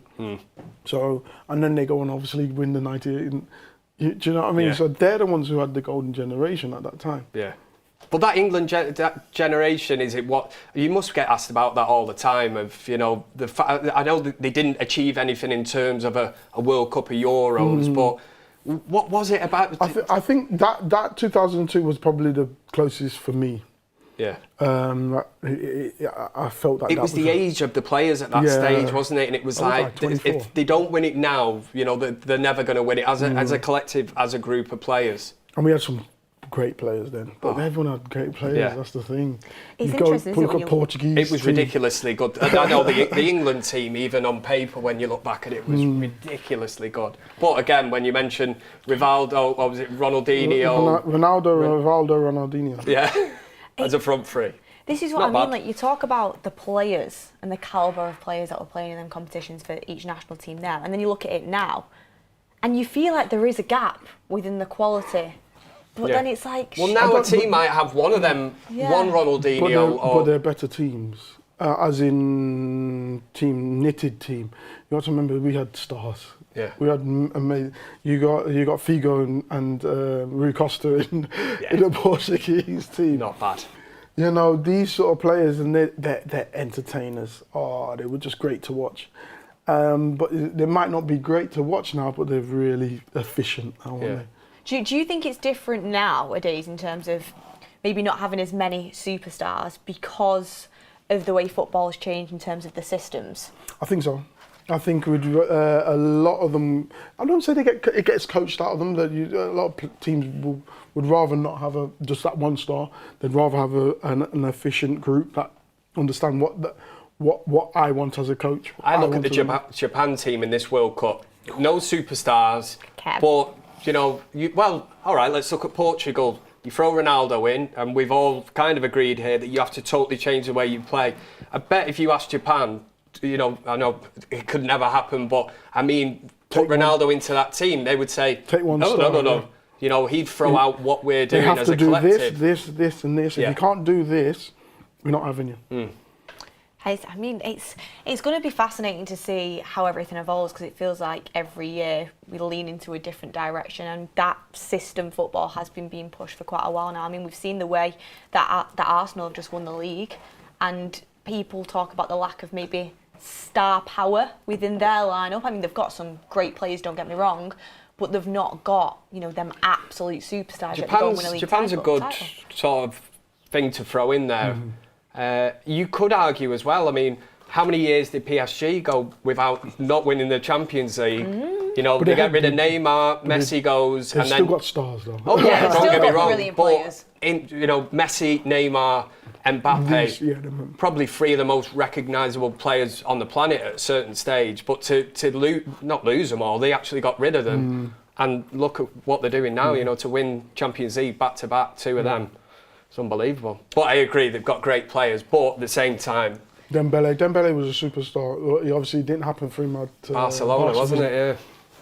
I mean... Can I use the toilet? Yeah, go for it. Just, Adam will just mute your mic while you go, just so you don't have to... we have to hear it. Yeah, we don't... just walk into there and you'll find your way. Does what he wants, this guy. I love it. Does what he wants. He does what he wants. Emil Heskey, he does what he wants. I might steal some of his fruit while he's gone. He's staring me in the face. No, God. I mean, Kvaratskhelia, Dembele and Doué and bad goal, isn't too shabby, is it? Not bad, not bad. But for the sake of making out about world superstars, I mean, Emil's going on about that team of 2022, the Brazilian players. I mean, Ballon d'Or winners, they had the absolute lot. But I'm just saying, now it's about systems, isn't it? Teams are, why have an Mbappe? Don't get me wrong, I'd love him, but sometimes you have to change and adapt the way that you want to play to accommodate for one person. It's interesting, isn't it? Because that Mbappe leaving PSG, they suddenly win 2 Champions Leagues, Real Madrid doesn't win a Champions League, yet you watch him the other night for France and you think, wow. Yeah. But like, they will play to his strengths. And in the first half, he didn't play that well. But again, some of the people I speak to at my work, man, I mean, you know when the kids say, they get he doesn't know bus ball. On this channel. Guy the other day said to me, he was like, God, that Senegal keeper did me head in yesterday. So I was like, why? And he went, do you see him for that Mbappe goal? And I went, what, that 35-yard screamer? Yeah, he should have got it. Bad goalkeeping, that. And I was like, number one, he probably wasn't expecting him to hit it from 35 yards. And number two, when he absolutely levered it, I said, I don't even know how many miles per hour that ball was travelling. And it etched into the top corner. And he's blaming the goalkeeper. Crazy stuff. Yeah. Kev, we need what to an op-ed. Every week we need Kev's Prat of the Week for his work. There's loads of them where I work. I'm just going to go talking about football and I'll bring you the best snippets back. I love it. That's what we bring to That's football. You have your mission every week. That's football, isn't it? Family plays here. That is football. That is football. Second half has kicked off anyway. Second half has kicked off. We have a comment coming in saying the best South African player really has come on. I mean, hopefully he can ignite this game and are we back? Spark it into life. You might need your mic putting back on. Have we done that, Adam? Great stuff. The mic is unmuted. We're back. Cool. And back just in time Emil for the is back second in the half. room. Yes. Second half predictions. Everybody get your comments in. I mean, Kevin's already done you, Kev. Kevin's done you. Yeah. He's right, though, Kev. Mendy should have saved both of the Mbappe goals. That's probably that knobhead from my work that's messaging. I bet he's watching us today. He knew it was on. What's his name? What's his YouTube account? His YouTube account is KevinRed30. Oh, no, he's not. He's using a different name. He's even named himself after you. Yeah. He's named himself after you. Here we go. Czechia in on goal here. Oh, chance for 2-0. Could have been the same old story straight again, couldn't it? It looked very similar to that first goal he scored. Ooh, well, one for the cameras. Yeah, work the keeper. Emil, you weren't here before. We were just talking very briefly about Mbappe's 35-yard screamer. Can you honestly sit there and tell me that the goalkeeper's at fault for that? He's going to say yeah, isn't he? We're going to fall out here now. No, look, I'm not a goalkeeper, so I remember J-Mo telling me once, there's certain balls that you kick and when it swerves away from them, they see it coming and they think it's closer to them than it is. And then it just goes up. Yeah. So I can understand, but for me as a striker, I'm thinking, huh? What happened there? Why didn't you save that? But I understand. I'm thinking that the goalkeeper's probably looking 35 yards out and Mbappe picks out. He's not expecting him to hit that, is it? He's probably not. Oh. Keeper saves it. Straight to the keeper's arms. We're going to get a shot on target. We're going to get a nice 5-minute spur. He knew which way he was shooting that time. Yeah. We've got Taj Marooney saying, to be fair, England look good, but they will lose to a France. Defence is too weak. Stones looks dodgy. I mean... But then you can put Gay in. You can. I was talking about this when I watched England last night. It doesn't surprise me that... I mean, I hope he comes good, but it doesn't surprise me that John Stones had that sort of performance because I saw it on the last game of the season against Aston Villa and Watkins and the whole Villa side turned him inside out. And John Stones, I mean, when he was at his best, was England's best defender. I don't question that. Fantastic player. But when you're not playing for so many games, when you're injured for that amount of time, you do become rusty, and it's a lot to throw him into that tournament and ask for prime John Stones, I think. But you have got Gay there to come in, I suppose. Yeah. What are your thoughts on that? Have you seen it with, injuries before? Players struggle to get the rhythm back. Yeah, 100%. You need a certain amount of time to get your rhythm back, especially when you're playing at that highest level. Ooh. Do I know they were close in there, weren't they? When you play at the highest level, you definitely need a certain amount of time to get back into your rhythm. You can't just think that it's going to just happen. it's very surprising that he hasn't played and then he gets a start in the World Cup first game. People were expecting Gay and Konza, weren't they? Yeah. Yeah. I thought Gay, to be fair. A lot of people are saying it's because Gay didn't have a great end to the season with City. And neither did he. Stones on his final game. I'm sorry, he looked like a shadow of himself. So I mean, still think Big Harry should have gone. I mean, that was a wild effort from South Africa there. Yeah, it's getting a bit trying desperate. to hit something. If we can't get a chance, we'll just smash it out from 40 yards or something. Would you have taken Harry Maguire as one of the centre backs? Yes. Were you a bit missed by that when you heard the team news? Or the... A little bit. I just thought that in both boxes he's a threat, isn't it? Yeah. Defending he's fantastic, and obviously he's a threat going forward. So, for me, I was very surprised. But Thomas Tuchel has actually said why. Even when we played that game, he said that he's still quite far back down the pecking order. Yeah. So he's true to his words and stuck to them. Yeah. That's all you can do, really, isn't it? I mean, and obviously he took Ivan Toney, didn't he? And his reason for that was he can, he's good at taking penalties, and that's why I was like, Harry Maguire can take a penalty if we're going down that route, and he can defend. He is a threat in the. Let's not get petty. In the opposition. It's the United side coming out with you again. Yeah. I mean, I find it mind-blowing that Harry Maguire didn't go. Do you also know that?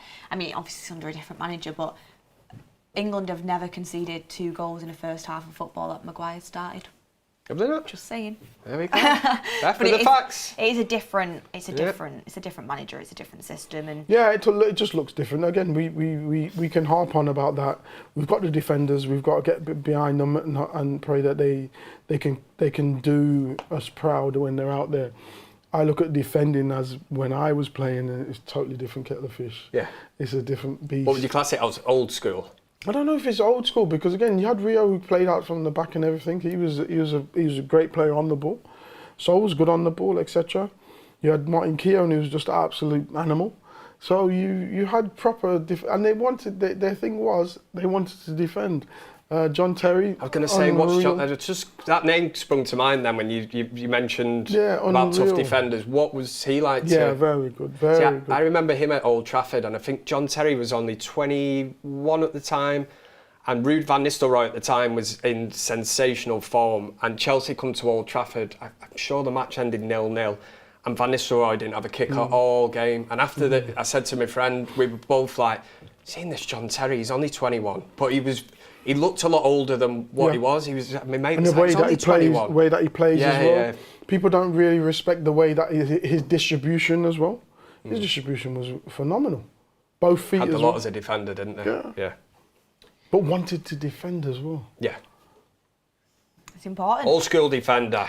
Old school defender, says Kev. I mean, we've got... Corner.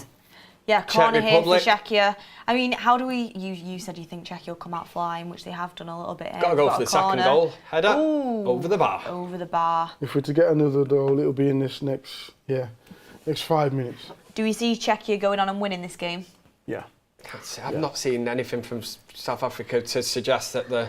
I mean, when I watched them in the opening game, I've seen a lot of people saying, well, it's Mexico and, they're the host nation, they're playing in front of their fans. And I'm like, yeah, but South Africa look poor. Yeah. Like, they do look poor. I mean, there's I don't see much good about it. They're not a possession-based team. They're not really using the channels left and right. It breaks down when they're getting in around the box. They're trying shots from outside the area. It's not great. I hope I'm wrong. It'd be great if they get an equaliser. Imagine you make a little comeback here. Yeah. 2-1, 2 goals in quick succession. Make it a bit more interesting. We'll have to see on that one.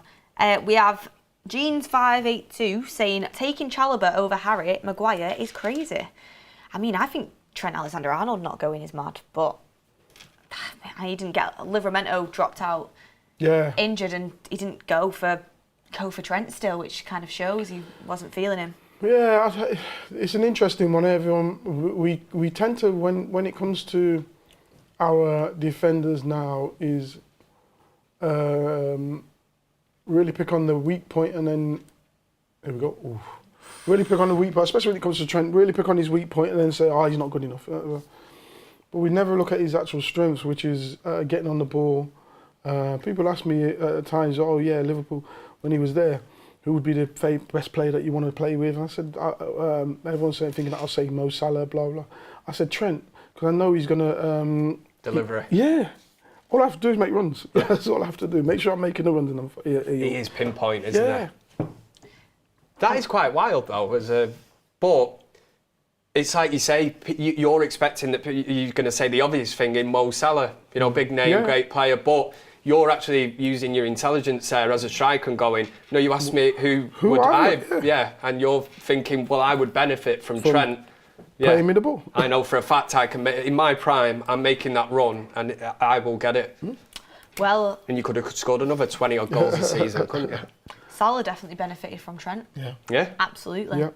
I mean, even Proof's there, isn't it? even the games that Frimpong played last season, don't get me wrong, I don't think he was a patch on Trent, but the games he played, Salah looked way better. And I think, having that overlapping fullback that makes them runs and gives him space definitely helps Salah out, and he did miss that from Trent a little bit. This is where it tends to break down for South Africa, but can they get bodies in the box? We're well set up here, aren't they, the Czechs? They topped their qualifying group, South Africa, but they've just not shown much intent here, so really, far in the World considering Cup. If they don't score, then if they don't take something from this game, they're more or less going home. If you look at it, they're that slow. They're getting the Czech end up with some like 6 at the back. You could literally see the line across the back then, couldn't you? So you're never really going to break them down. You've got to do something very quick to get in behind them. And this is them. why they're resorting to long shots, isn't it, from outside the area? But, the odds of... They've not even really got one on target from outside the area, so... Oddmar the try something different. Says, how did you get Heskey, the GOAT? Very happy to have you on the show. Thank you. Tom Grant says, afternoon everyone, hope you're all well. Emil, what's your favourite, memorable and best goals you've scored for your country and club teams? We spoke about this a little bit. Yeah, so the 5-1 will be the most memorable. Scoring against Everton, another one. Scoring in the Super Cup final against Bayern, another one. And also we've got from Runner Bean saying, the best player you've ever played with? I would say Stevie G. Stevie, I'd say him and Scholesy all the time. But I played more with Stevie, so it's like, but they're phenomenal players then. Scholesy was just, brilliant. Why in an England shirt did it not really work for Scholes? Do you think at that time when it was Scholes, Gerrard, Lampard, he tried accommodating Scholes, didn't he, on the left? It worked when... Glenn Hoddle, wasn't it? Yeah. It worked when Glenn Hoddle, he was scoring goals, he was doing all right, wasn't he? And then we changed managers, changed systems, etc. I think Glenn was before his time, because Glenn was playing 3 in the midfield. And Scholesy was one of the ones who could just go and attack. It was like the left-hand side, wasn't he? But it was more of a 10 though. Yeah. Coming out there. Not a left winger on the left-hand side. So, but yeah, I think I spoke with Merce about this actually. It's surprising that no one's had the foresight of saying, you know what, let's just put 3 in midfield and let's see how it goes. Yeah. Put 1, 2 high and wide and put 3 in midfield and have 1 up front. Give it a try. And see what happens. We never even thought about it. Yeah. Quality player, Scholes. I mean, and at the same time, as much as it pains me too, I mean, Steven Gerrard was... Stevie was a phenomenal leader, all-round talisman. Because they were totally different players, but people, I say United and Liverpool fans always pitch like who was better, Scholes or Gerrard. And I know for a fact that every single Liverpool fan will always say it's Gerrard, and every single United fan will say it's Paul Scholes. But again, I think that's a matter of they played different roles, didn't they, as well, really? Yeah, definitely. But both really good at what they did. And I think even for Stevie, he had to do more, because the team that he played in wasn't as strong as the United team. Go on, you've admitted it. Love that. Scholesy was playing in. Yeah. I'd agree with that. I mean, it's crazy to think the amount of talented players we had and haven't, gone on and won that major trophy that we've needed to win. I mean, do you fancy England this time around? I do. I've always said that it was France are probably my favourites. But after seeing what I saw, if we can keep everyone fit, if we can keep that energy, I enjoyed it. It excited me. We created chances. We looked energetic. We looked free flowing. Chance for the Czechs. Chance here. Good footwork. Ooh, just too many bodies for South Africa in the box there. Wow. That goal kick? Corner. No? No, he's not getting that. I don't think. Goal kick. Let's have a look. Great pass, reverse pass. Could he have just swiveled and hit it with his left? That. Yeah. It's not the greatest of games. Not the most quality. Well, hang on in there. I think a few people in the chat are starting to say this is such a bad game, but... We've got a goal. Yeah. We've got a goal. A bad game, but a great panel. I was going to say, we've got Emil Heskey, for God's sake. Come on. Exactly. The conversation's been good. Oh, Get in the chat. definitely more We could have done an hour and a half so far. just with Emil Heskey. Never mind this game. I know, exactly. Exactly. We have Red Nasty in the comments saying Spain's golden generation was better than England's golden generation. I mean, both generations were golden for a reason. We've got a couple more comments coming in here. We have Heaven11 saying, Heskey, what was your favourite season as a player? The treble winning season was probably one of my favourites. Yeah, I'll probably say that one. Yeah, I had a feeling that answer was coming. Yeah. It's about trophies. I mean, that's the thing, like, people will complain about, not that, I mean, you guys played some good football, but people will complain about the way that Arsenal won the title. You've seen that, I suppose, but winning trophies is winning trophies, isn't it? Do you know, in 3 years' time, everybody's going to say, oh, yeah, they didn't win it the way that this played and that played. Exactly. They'll just say, they won. You ask any of them Arsenal fans if they are bothered about that. You know, was it Alan Pardew who said that there should be an asterisk next to it, you know, because of the way they've won it? Silly. Yeah, and I was like, he said that on the radio, and Silly, I'm like, silly. that's outrageous, that. I was like, Maybe that's come from... you know, in years to come, as if Declan Rice is going to be sat there and his grandkids sat on his knee, you know, going, with the medal. show me the, you know, yeah, it's not going to have an asterisk on it saying won by default, you know, corners and scored too many throws. bullying people on corners. It's like, I mean, it's not the Premier League title only if you win it by not scoring set pieces. Like, it's crazy. Stupid. it worked, didn't it? And you know, people And then other criticised. teams tried replicating that. Remember United playing Everton? Remember Everton went mental, man? It was like WWE or something in the box. Every time they flung it in, I was like, what's going on?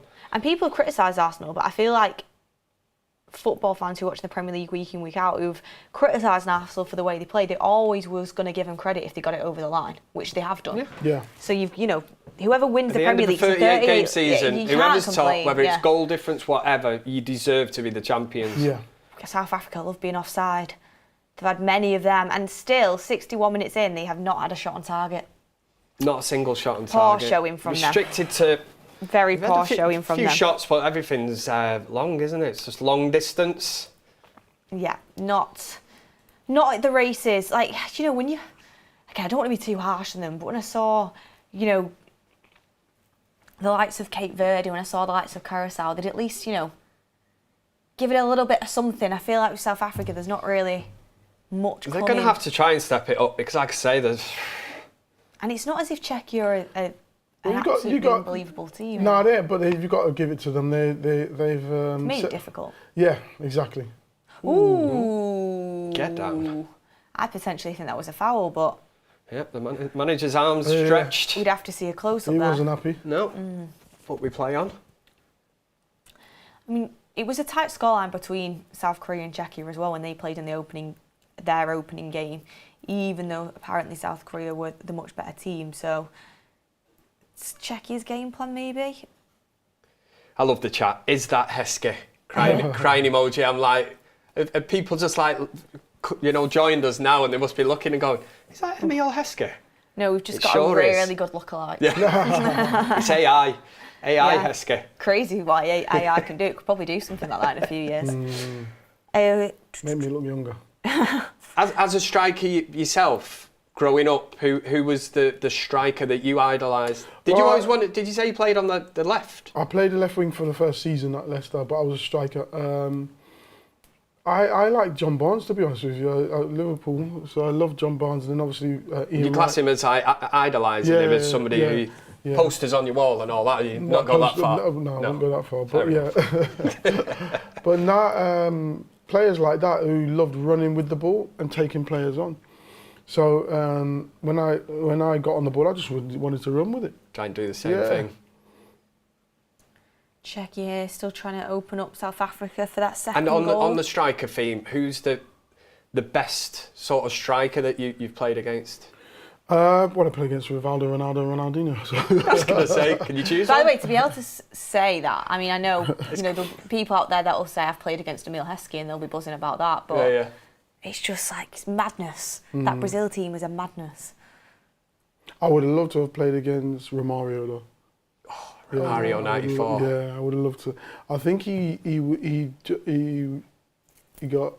just got voted out of the squad at 2002. Did he? Just what a player. Yeah. We have another super chat in from Alex Marmon. I don't know if you want to answer this one, but I'll put it to you anyway. Best manager that Emile Heskey has ever played for? I always say two. I say Martin O'Neill and I say Gerald Houllier. I think Martin O'Neill was one that just gave me confidence to go and express myself without too much information. And then Gerald Houllier taught me about football. Yeah. So when you went to Liverpool, you're watching videos, you're doing stats, you're doing tactics, you're doing everything for a long time. And Martin O'Neill, well, obviously at Celtic now, what a season they've had. He's done brilliant. You look, he's, again, I use them words, old school, whereas Houllier was a bit more, was it to do with stats and looking at... Yeah, and tactics. He was more hands-on in that sense. Did have his coaches and all that, but more hands-on. Whereas Martin was more of the management. Yeah. Managing you as a player, making sure I've heard that so much making sure you're ready. About the season at Celtic when he went in, obviously midway through to take over, and obviously they were well behind at that point, weren't they, with Hearts? But to actually go on and win the league, and then you hear the players, he give us the belief, it's the management, but sometimes it is that, isn't it? It's somebody who... They don't just suddenly become a bad player. So he gets the best out of you, gives you that freedom to express yourself and do whatever you need to do. But then you obviously need the coaches. He does that part, then you need the coaches to do their part. Yeah. But now between them two. 65 minutes, what were we, 66 minutes? 66 minutes in. We need something. Come on, give us a goal, man. We need something to happen in this game. Need to liven up. Got Souček coming on now. Yeah, here we go. We can get corners. Yeah. I mean, I'm surprised Souček's not starting, to be fair. But Souček coming on the pitch. Hopefully, we've got a bit of something there. If the next goal goes for the Czechs, it looks like South Africa are going home. If South Africa can somehow get it. I'm just trying to build this up because this is not a great game, is it? No, it's not. It's not the best. However, there is still a chance in this game. It's only 1-0. There is always still a chance, so that gives a little bit of jeopardy to it. But it's been a bit of a poor watch in terms of the quality in this game. That's for sure. We'll just rename the stream Story Time with Emile Heskey. That might be a better title. Tell you what, good job we've got you here. Yeah. Me and Kev would have been struggling with this game. Saying that we've covered quite a wide range of topics recently. Quite a few topics. We'll have you ranking fruit soon. Best fruit to worst fruit with Emile Heskey. And I already know your favourites are pear, right? Yeah. I don't think YouTube's ready for this. I know, crazy. Dan Steely says 48 teams really watered it down. See, I'm a fan of having more games and more teams personally. I don't know about you guys. Yeah, I don't mind it. I quite like it. The only thing is you don't want games being 7-1. Yeah. You don't want that too much, but I'm enjoying it because at the end of the day, you've got like with games like that, you can end up someone scoring 8 goals, 10 goals, and really not going anywhere.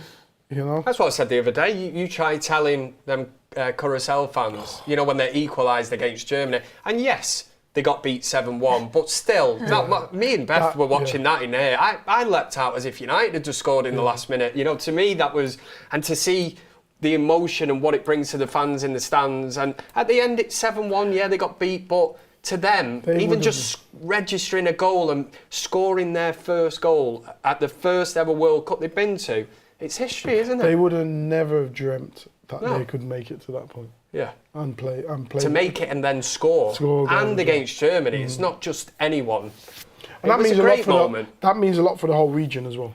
I mean, I was watching a TikTok vlog of one of the wives of one of the players, you know, getting ready to go to the game and how excited all the fans were and everything like that. And I was like, that's what the World Cup's about. Yeah. Like seeing that happen and seeing your country. National anthems at the start, you know, the passion, I said it the other day, didn't I? The national anthems, some of them are great, aren't they? Yeah. You know, like really passionate, and you don't really hear them that much, and then we don't get to hear it here, do we? Because obviously we're not allowed to listen with the sound on, but...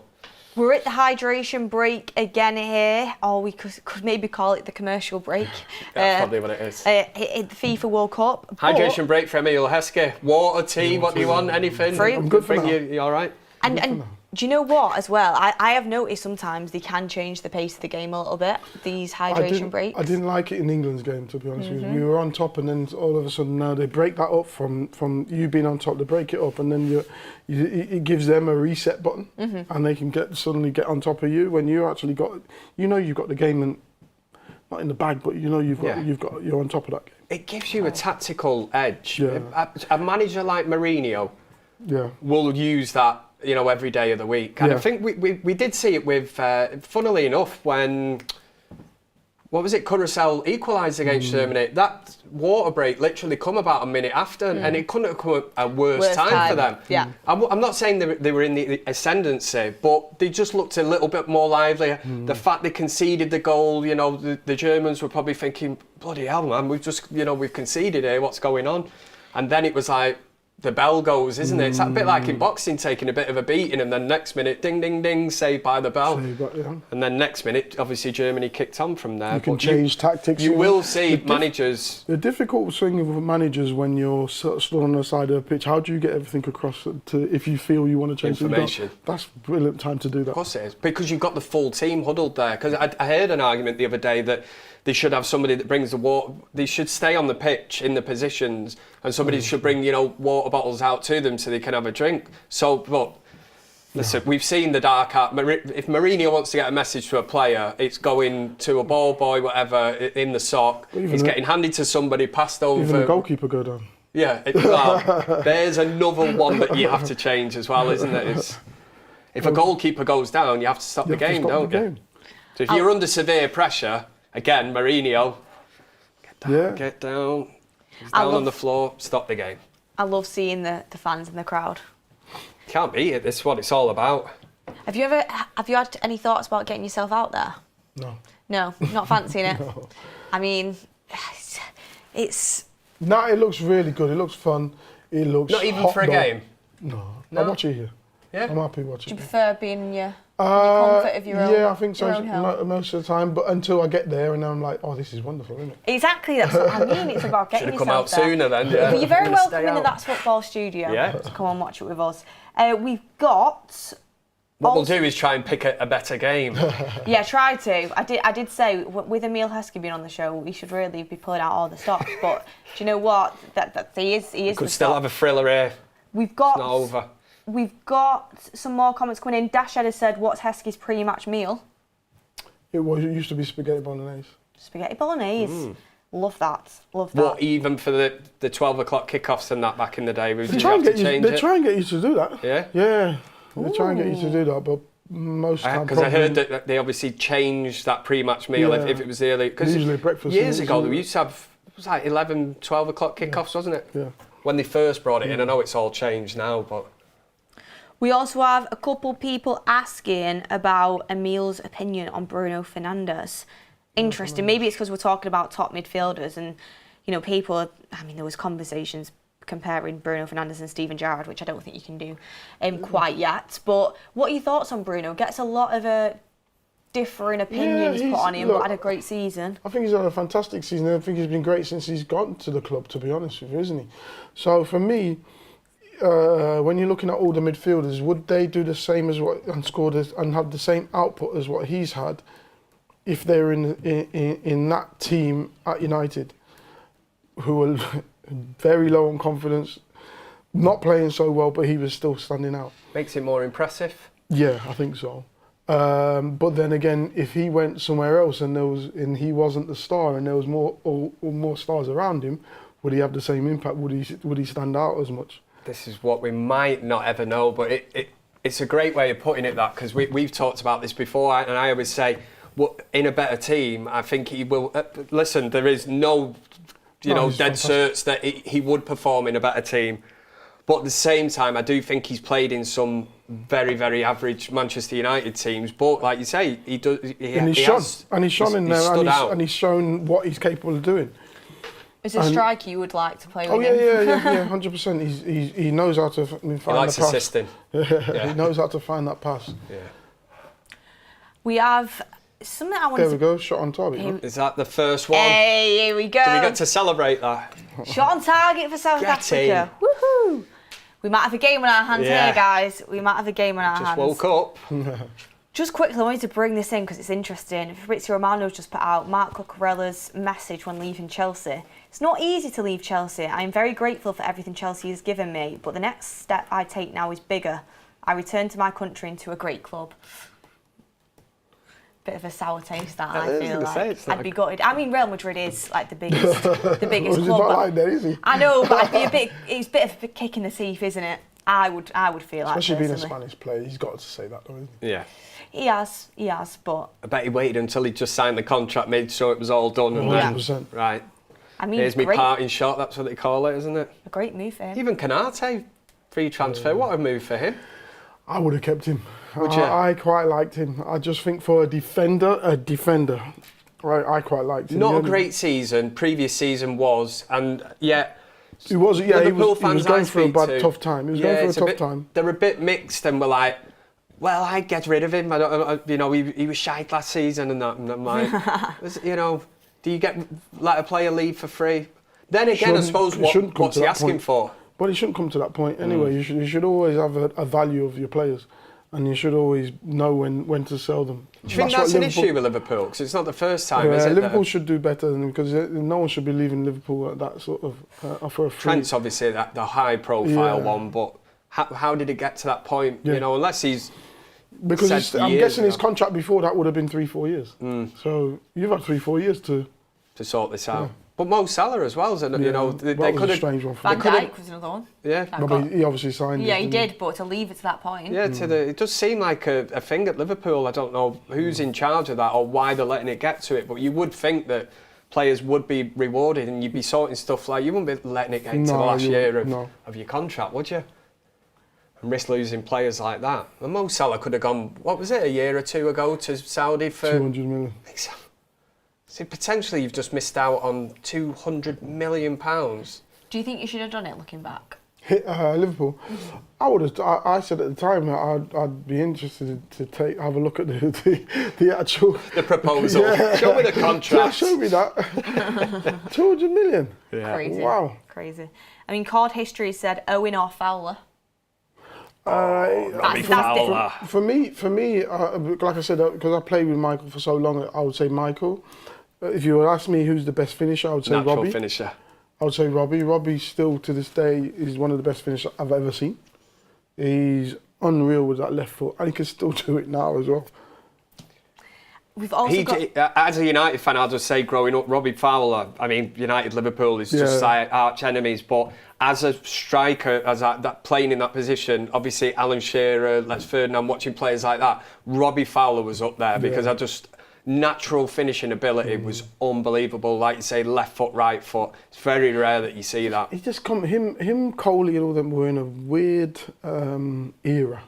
Yeah, because they were all together, weren't they? And now they never played for England really that much. It's true that. If you look at it now, I feel like we're sort of starved of really top. Because we can say it's the Messi and Ronaldo era that everyone wants to be wingers. We've got a lot of wingers.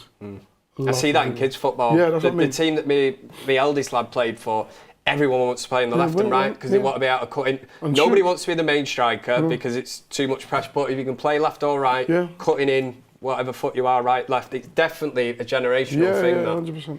It is because you look past Harry Kane for England now, and Ollie Watkins is a decent striker. I mean, Ivan Toney's had a good career in the Premier League, gone to Saudi and done well, but they're looking at Delap. Probably is the next one. Yeah, when you look at I think Divine Mobama, the one City, and then he went to Stoke.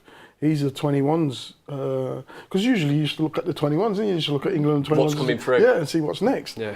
You had Robbie playing 21s, you had Andy Cole's playing 21, you had all these players playing 21s. So it's almost like back then, that conveyor belt, they just all landed then, and then it's just dropped off, and now you've got like, you know, Kane, the standout one, but you're like, wrap him in cotton wool, because if something happens to him in this World Cup. We've got to probably look at it and say it's going to be different when Kane leaves. Yeah, it's not going to look anything like the same, like what we've seen for a while. So we've got to know what it looks like next. That's why you have to appreciate him now. And that performance last night, after the seasons that he's had at Bayern Munich, the levels are there, aren't they? He's the captain, and you can tell that them players look. He is the main man. Yeah, 100%. You can tell when he scored that header last night that the players are running up to him, pointing. It's almost like they know that this guy could win England the World Cup single-handedly, more or less. What I like about what Tuchel's doing as well, although there's been some question marks over his squad selection and who he's putting at the front of the queue to be in that starting 11. What I like is he is playing to Kane's strengths. You could see that yesterday. Yeah. That header was ridiculous. Yeah, it was a great header. Ridiculous. We've got some more comments coming in, a lot of questions. Thank you everyone for getting involved. We have, what is Heskey's take on the Rashford situation at United? Good answer. Yeah. That's how most United fans feel, I think. You don't know what to do, because again, I think he's gone away and had a good season he went to Villa first, didn't he? Did okay there. Then he's gone to Barca, and by all accounts he's done really well there. They've gone and bought someone else, so now he's coming back to you. I was going to say, has he really done that well at Barcelona if they went out and bought Anthony Gordon for 70 million, and now they're saying they can't buy Rashford because they've spent that money on Anthony Gordon? He's had a decent goal return. They've won a trophy, so you would like to say that's a success. For me, as a club, you're not going to give him a new contract, so how are you going to get rid of it? Yeah. The wages. I mean, it's the wages. Ooh. Give a penalty! Oh, penalty! The game could spark into life. That's something out of nothing. Love the 80th minute. I tell you what. Penalty is awarded the Czech to players, South Africa. They might get their first goal. They're not arguing this. Yeah. Here we go. This will make it interesting. They'll look at it anyway, won't they? They will look at it. South Africa fans are buzzing in the crowd. Czechia fans look distraught. Prince in the live comment says penalty. It is a penalty, mate. Sure is. Let's have a look again. I think we'll only need to see this once. Ooh. I find that really hard. No, he's turning away. No, but it's hit, I think it's hit the natural position. Oh no, it hasn't. No. I mean, he's coming at him with some force and speed, isn't it? Yeah, it is. Some force and speed, that. I thought it hit the one that was tucked close. It's hit the other one, hasn't it? I never know where we're up to with the handball rule. I think that's hard. Can it infuriate you playing in this day and age? Yeah, 100%. It's one of them where if you're in South Africa's position, you're screaming pen. If you're in Czechia's position, you take it every day of the week. It's one of them, isn't it? But like, if that was against England, I'd be saying penalty. But if you look at it in an object, if it goes against you as well, you'd be fuming, wouldn't you? Go, that's never a penalty. I personally don't think that should be a pen, but that's just my feelings. What a moment for South Africa. First goal. Addy sticking it. I think they're scoring this. Emil's waiting for it for the shot to fly off before he predicts. I like that style. He wants to see the confidence, the aura, and the swagger of the. Yeah, I think they'll score. Of the penalty taker first. He's not too happy. Well, it's simple. I have a feeling he might miss this. Has to score. Do you know when you stand there like that? You know the goal. Your goal looks huge. Goal is huge, but the goal looks so small when you stand there. Yeah. Yeah. Pressure of taking penalties. A whole nation behind you. Everything rests on this. Here we go. It's 1-1. Sends the keeper the wrong way. Yeah, slots it into the bottom corner. Celebrates their first goal at World Cup 2026. South Africa are off the mark. They've done the Ronaldo celebration. Look at the crowd. Wow. South African fans have gone wild in Atlanta. Where did that come from? It was going to take something like that, wasn't it? Czechia, but again, what did we say in the distraught. first half from the lad on the right-hand side? Yeah, that's it. Yeah. You can never. I can get him up right now. You can never, ever that's the only joy Hold they've had on to a 1-0. on that right-hand side. Yeah, it's one of the... I feel like when teams try and hold on What to do a they call 1-0, it, that you're scoreline inviting in football? pressure on there. There's nothing worse than a... Well, at 1-0, it's at least at 2-0 if the Czechs could have edged in front again, but...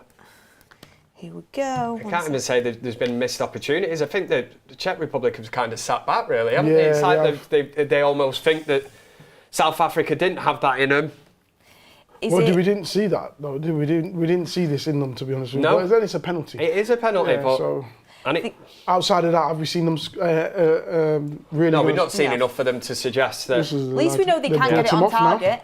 No. Was it Maseko you were on about, the right winger? Murph. Oh, we were on about... Oh, I'm just getting the teams up here. Oh, that's the probable lineup we're talking about. It's that one there. Here we go. Maseko. Yeah. Yeah, Maseko. Maseko So is a they've just threatening brought him right off winger as well? that has been doing some damage for South Africa and got them back into this game. Yeah. 2 shots on target from South Africa, 1 goal. Hey, that's all you need. There you go. Yeah. That is all you need. The main statistic that you need to know is in the top left-hand corner of the screen, and it's saying 1-1. And this keeps 6 minutes of normal time left. this keeps South Africa in the group. It's a massive goal. For now, you've got Mexico and South Korea on 3 points that'll play each other tonight, and then you have South Africa Mexico and South Africa.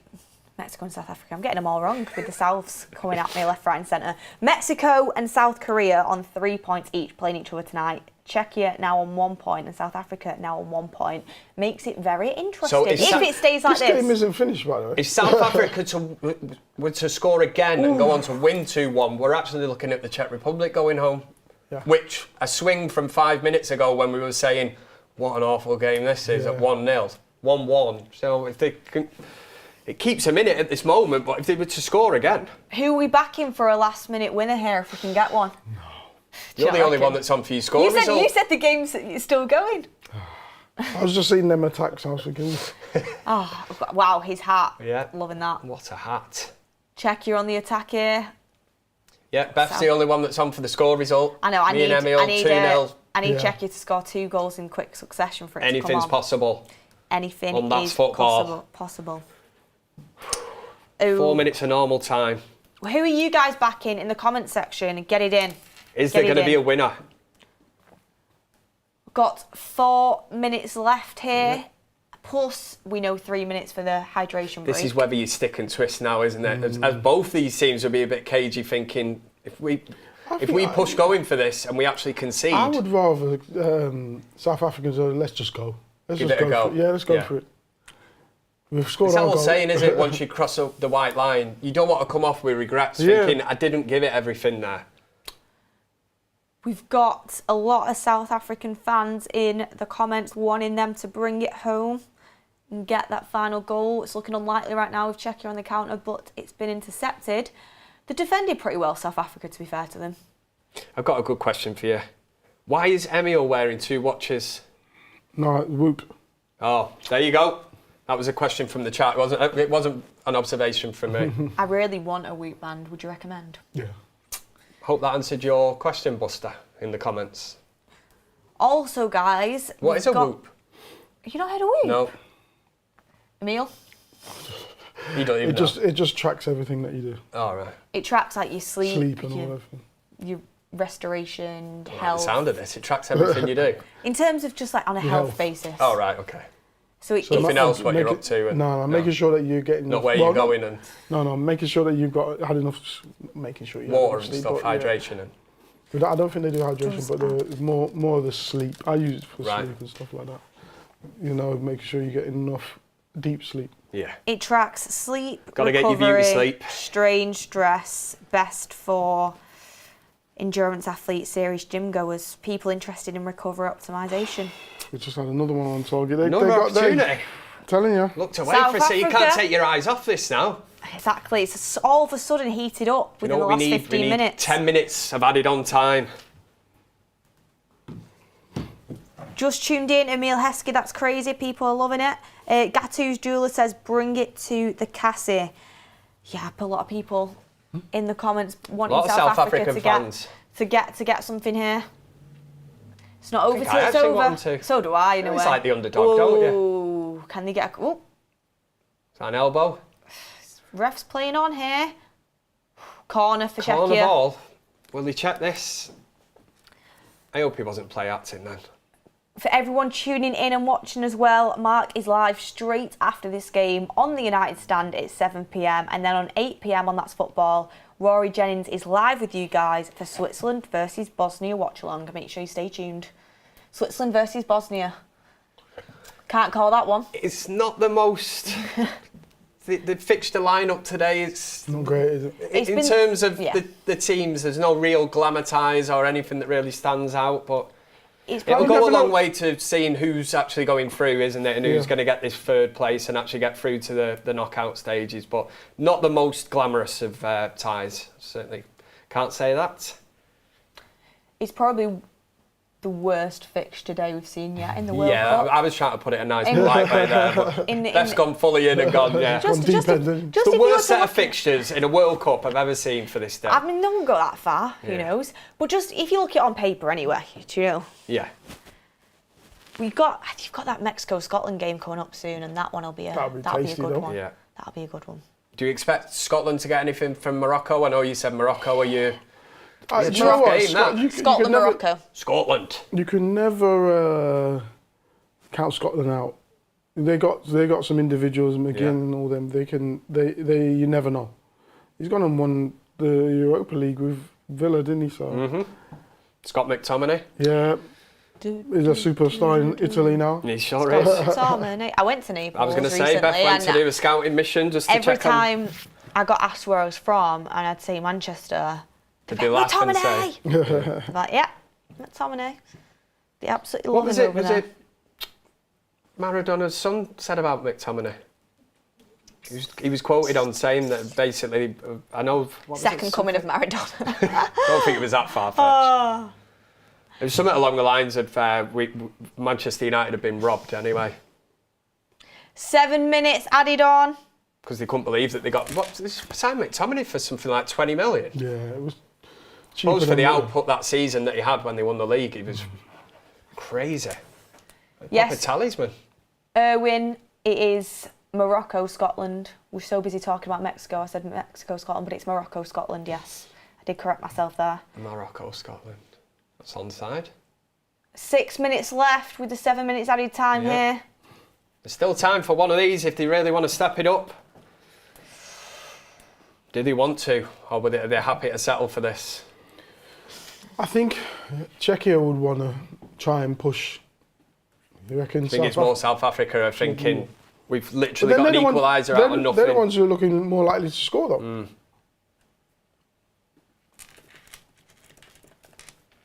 Emil Heskey never played in a team that had settled for 1-1, would you? No, you can't do that. Not in your mentality, that.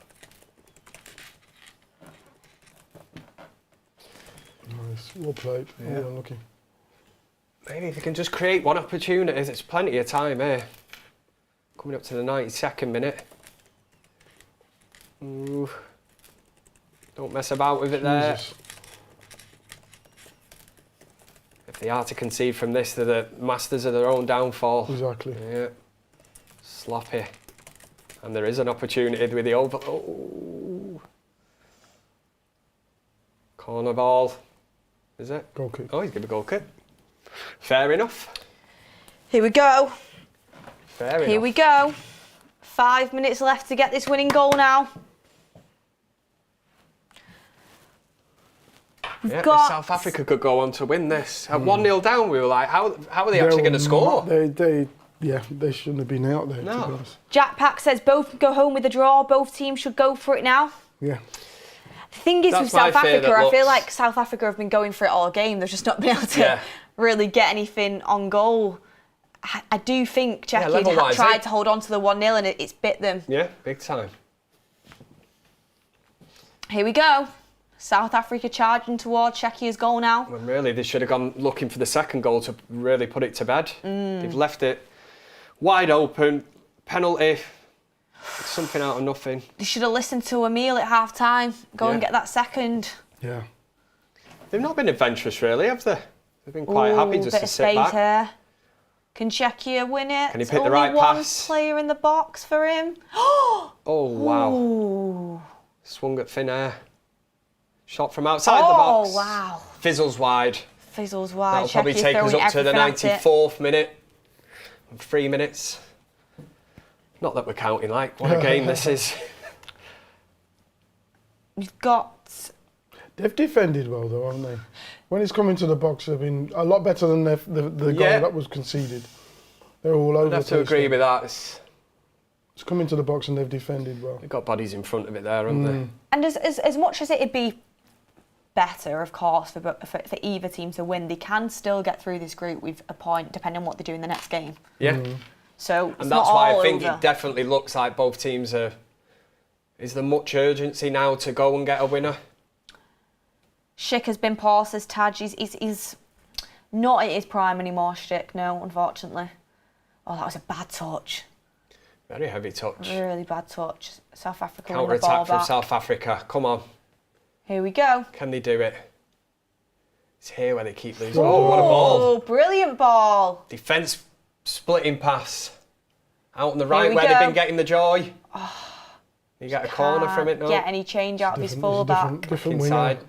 Chance of It's not delivery. it's not the winger that He's was gone causing off, hasn't he? problems, But eh? it's still that right-hand side that in the first Yeah, half. they're finding a bit of joy, aren't they? Yeah. Can It's they almost get like they're across into the targeting that box left back. here? Recycle it now. They seem happy to keep it. 2 minutes. What have you got? Tristan's asked, will there be a Korea versus Mexico watch-along? I was speaking to Goldbridge earlier and he was debating whether he's going to do one or not, so When's who that? knows? It's in, I think it's... Shot, another shot Saving on the target. goalkeeper. Another shot on target from South Africa There's there. still one more chance left in this. It's just whether somebody's going to take it. It's at 2 a.m, that game, Kev. Ooh. Yeah, a bit of a tough one, that. Night shift. Czechia clean up at the back here.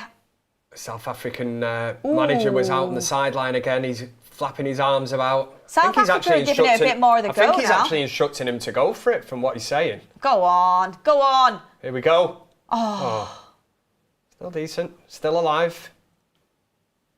Here we Like go. that. Hit it. Hit it. Hit it. Oh. Hit it. Oh. They've come alive. Yeah. They've come alive. We Come on. need another 7 minutes Last on the 5 board minutes. They here. do. It's off his shin. Oh, Wow. what a story this would Only be. took 85 minutes or so, but This could be the here last comes the party. chance of the game. Here we go. No. Oh, poor cross. He's overhit it. Poor cross. Can he keep it in play? Just kept it in there. 30 seconds. Can I he have create noticed they tend anything? to blow right on the minute, don't they, Yeah. in these World That's what Cups? He's going to shoot. He's gone. Oh, that was wild. He's done that about 3 or 4 times, Yeah. hasn't he? Yeah, it's not He's not looking Roberto for Carlos, the is he? glory moment, and I feel like That's it. this may be it. I think we're playing out a 1-1 draw.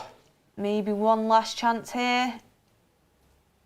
No, that is full time. It is. Full time, Czechia At least we've seen versus 2 South goals. Africa, 1-1. We certainly didn't expect South Africa to equalise. Didn't see any way that they would come Penalty. back into the game. No, the penalty was the way back, wasn't it? Do you know what? If South Africa were given another 10 or so minutes, they might have got something. Yeah. They But waited for Czech- It's too long they- to wait they in were- the game before waking up, isn't it? And thinking, They waited for Czech to blow out, didn't they? And then Yeah. just yeah, they've gone. But Would no, that- I think that's on reflection. 1-1 deserved for I both think, teams. I think so. After, I don't think they came out in this. We gave it first 5 minutes in the second half, and then after that, I Yes. think they actually created more. South Africa, didn't they? Yeah, and they never put up I like from the World Cup the momentum thing. They didn't put that up in this game because there was none. there was no patterns where somebody had like 10 minutes of momentum. There was. You're talking like 5. Whoever runs that chart probably thought, sod that. We'll not do that for this game. Yeah, it was very cagey at times with not too many chances, but we had a good last 10 minutes. That leaves Group A. Mexico still top on goal difference with 3 points. South Korea in second place on 3 points with 1 less goal difference than them. Czechia and South Africa in third and fourth. South Africa in fourth place due to their -2 goal difference there, but still got everything to play for in the next game in that group, especially if there's a draw later on tonight, early hours in the morning. If Mexico and South Korea draw, puts the cat amongst the pigeons in that group. So Group A, off to quite an exciting start there. And I think the star of the watch-along today throughout the game and, here in the studio, Emil, it's been great having you on for your first watch-along. Did you enjoy it? I enjoyed it. We'll have to pick a better game next time. Yeah, we'll 100%. see your crazy schedule and hopefully get you in for a better game, because the chat has loved it as well. So many lovely comments. Chat was going wild. Yeah, absolutely loving the fact Emil Heskey is on the show. But look, everyone, thank you so much for getting your comments in. Thank you so much for smashing a like on the video and getting interactive with us. Do remember that Mark is live straight after this game, 7 p.m. It's just turned 7 p.m. now. Make sure you get yourself over to the United Stand for the latest Manchester United news and transfer news. And then at 8 p.m, you have Rory Jennings for Switzerland versus Bosnia on That's Football. Thank you for watching, everyone. Have a lovely evening, and we will see you on the next one.